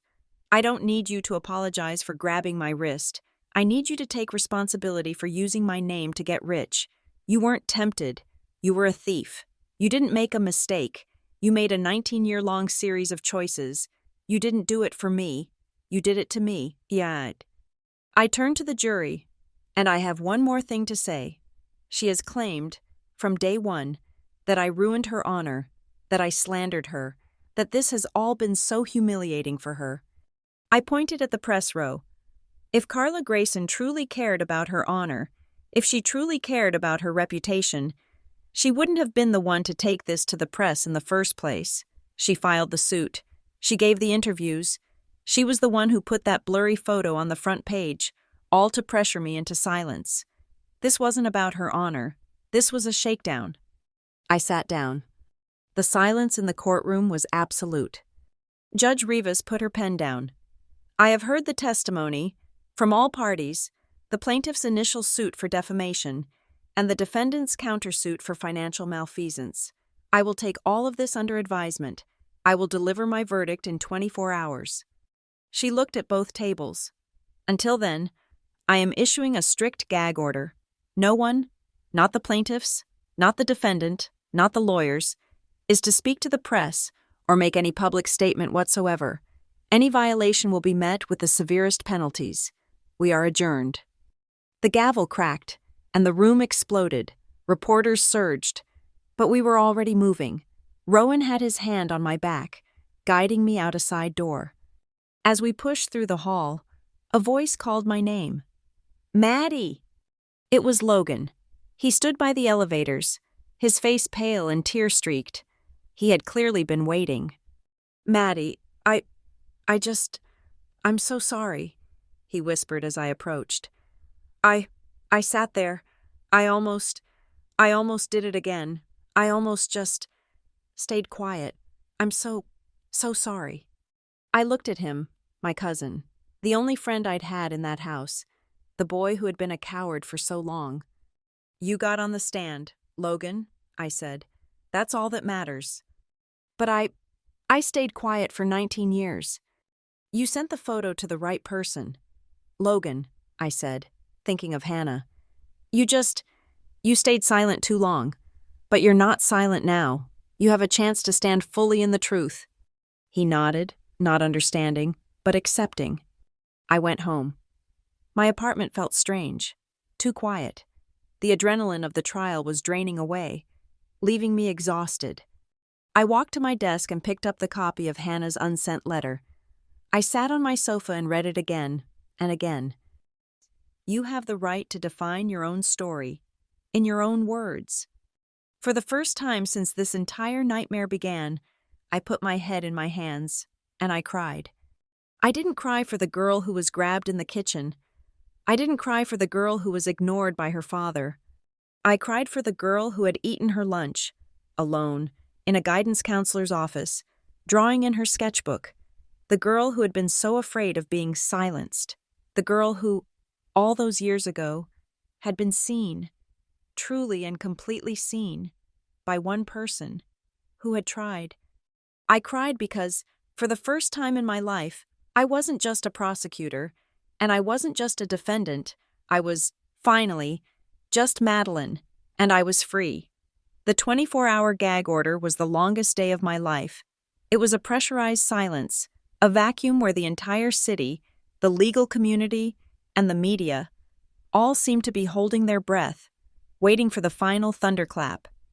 When I walked into the Harborview County Courthouse that morning, it was a physical ordeal. The crowd was massive, a solid wall of bodies. The courtroom itself was a fire hazard, packed to the rafters. I saw the press corps, their cameras poised like a firing squad.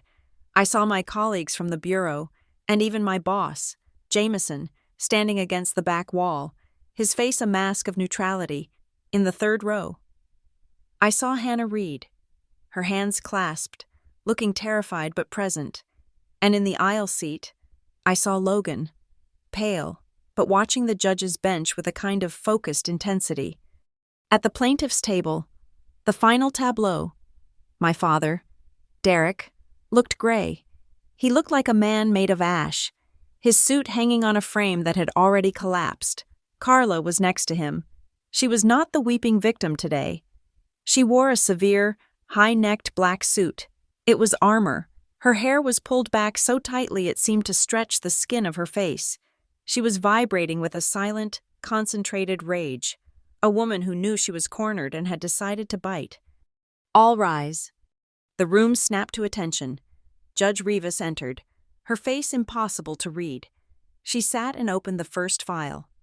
I have reviewed all testimony and evidence presented in the case of Grayson versus Grayson and the countersuit of Grayson versus Grayson, she began, her voice cutting through the silence. We will begin with the original plaintiff's suit for defamation.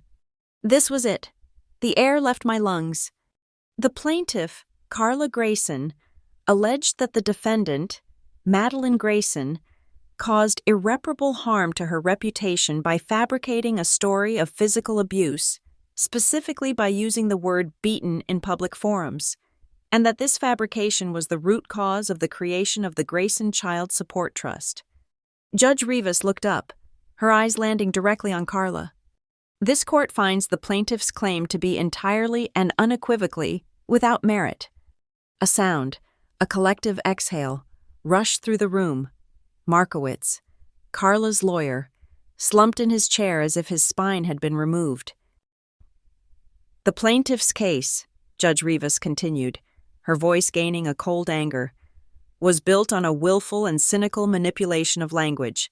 The defense has proven, beyond any reasonable doubt, that the defendant, Madeline Grayson, was in fact living in a proven environment of emotional toxicity, control, and ultimately, profound financial abuse.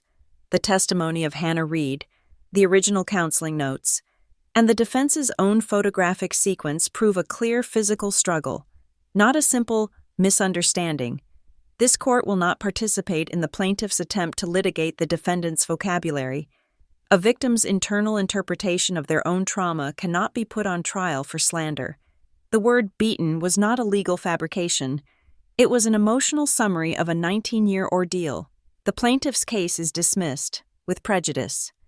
Carla just stared, shaking her head slowly. No. We move now, Judge Rivas said, picking up the second, thicker file. To the defendant's countersuit. Her eyes scanned the room. The court has found, based on the irrefutable evidence of the forensic accountant and the testimony of multiple witnesses, that for a period of 19 years, the administrators of the Grayson Child Support Trust, Derek and Carla Grayson, engaged in a systematic, calculating, and predatory campaign of fraud. She looked at my father, who seemed to shrink. It is therefore the order of this court that Derek and Carla Grayson must repay the full amount misappropriated from the trust. Markovitz, his face white, struggled to his feet. Your Honor, repay my clients. The sum. The liquidity. It's not possible. Judge Rivas's gaze was like ice. I did not stutter. Mr. Markowitz, they will repay the full principal sum. Furthermore, they will repay that sum compounded with 19 years of standard market interest. A low animal sound came from my father's throat. It was the sound of a man realizing his life was over. The sum would be astronomical. It would be ruinous. It would mean selling the house, the cars, everything. This sum, the judge continued, her voice ringing with authority, will not, however, be paid to Madeline Grayson, who has, through her counsel, explicitly waived any personal claim to the funds. A murmur went through the press gallery. Therefore, and here, a small, fierce smile touched the judge's lips. This court orders the immediate creation of a new, state-supervised trust. It will be named the Harborview Youth Advocacy Fund. The entirety of the seized funds from the Graysons will be its first deposit. Its mandate, she said, looking right at Hannah Reed, will be to provide therapeutic, housing, and legal support for minors and young adults seeking to escape toxic domestic environments. They stole one child's safety net. They will now spend the rest of their lives funding a new one for hundreds. It was the perfect revenge. It was justice, poetic and total. Carla's face had gone from red to a pale, waxy yellow. She was trembling. And one final matter, Judge Rivas said. Reputation. The plaintiff, Carla Grayson, used the media as a weapon in this litigation. She willfully and maliciously distributed a decontextualized, misleading photograph to inflict public pressure and humiliate the defendant. Therefore, this court orders Carla Grayson to pay for and publish a full-page public statement of retraction in the Riverton Springs Gazette. She will admit, in print, to misrepresenting the photograph and the circumstances. Furthermore, she is legally and permanently banned from using the name, the image, or the likeness of Madeline Grayson, for any purpose, public or private, in perpetuity. That was the kill shot, not the money, the control. She was gagged. Her weapon, my story, had been taken from her, forever. And that's when Carla snapped. It wasn't a cry. It was a scream, a raw, guttural howl of pure, thwarted rage. No, you can't. You, bitch! You did this! She wasn't looking at the judge. She was looking at me. She lunged, not at me, but at the closest thing, my father. She launched herself at him. Her hands clawed, hitting his face, his chest. This is your fault. You weak, you stupid, pathetic man. You let her do this. Bailiff, Judge Rivas roared. Two deputies surged forward, grabbing Carla as she kicked and fought, her face a mask of pure, ugly hate. The perfect mother, the poised victim, was gone. This was the real Carla. This was the face from frame 4. They dragged her, screaming and cursing, from the courtroom. My father, he just sat there. He didn't even raise his hands to defend himself. He just sat, his shoulders slumped. As his wife was dragged away, he just took the blows. The room was in chaos, and in the middle of it all, one person stood up. It was Logan. Your Honor, he called out, his voice shaking. Judge Rivas, startled, looked at him. Mr. Grayson? Your Honor, Logan said, his voice clear. That law firm, the one that set up the kickback, the one my uncle used, I think there are other funds. I think they did this to other kids. I'm willing to testify to the district attorney. I'll help. I want to help. Judge Rivas stared at him for a long, hard second. Then she nodded. Mr. Grayson, the court appreciates your candor. I suspect the DA's office will be in touch. I walked out of the courtroom, Rowan at my side, into a blinding wall of flashbulbs. The energy was electric, but the tone had changed. There was no more accusation, only a frenzied curiosity. "Ms. Grayson, will you be returning to the DA's office? Madeline, what will this new fund do? What do you have to say to your stepmother?" I stopped. I saw the reporter who had run the first slanderous headline. I looked right into his camera. "The court's ruling speaks for itself," I said, my voice steady. Another reporter yelled, "But the fund! Ms. Grayson, who is it for?" I thought of the girl in Hannah's office. I thought of the other kids Logan had just given a voice to. "It's for the children," I said, "who grow up in homes where there are no punches, but there are invisible wounds. It's for every person who was ever told they were too sensitive when they were just being suffocated. This fund is for them." I turned and walked away, Rowan clearing a path. We were at the bottom of the grand courthouse steps, out in the clean, cold air. When I heard his voice, "Maddie." I stopped. Rowan paused, then nodded, and walked a few paces ahead to the car, giving me space. I turned. It was my father. He stood alone on the steps, his tie undone, his suit rumpled, his face a gray ruin. Carla was gone. Markowitz was gone. He was just an old, sad man. "Maddie," he whispered, walking down to me. I. He looked at me, his eyes wet. He was waiting for me to say, "It's okay," waiting for me to absolve him, to forgive him, to make it better for him. He choked. I am so... He couldn't say it. He couldn't even say sorry. I looked at him, the little girl who had waited by the door. The girl who had just wanted him to look at her. The girl who would have died for a single word of kindness. She was gone. I searched for her, and she was not there. "The court did its part today," I said. My voice was not angry. It was not sad. It was just empty. "They held you accountable. The rest is up to you." I turned, and I walked away. I didn't look back. That night, my apartment was quiet. My phone was off. My administrative leave was over, but I didn't care. I went to my closet and pulled out a small, wooden box, the box from Hannah. Inside it, I had put the small, cheap USB drive from Logan.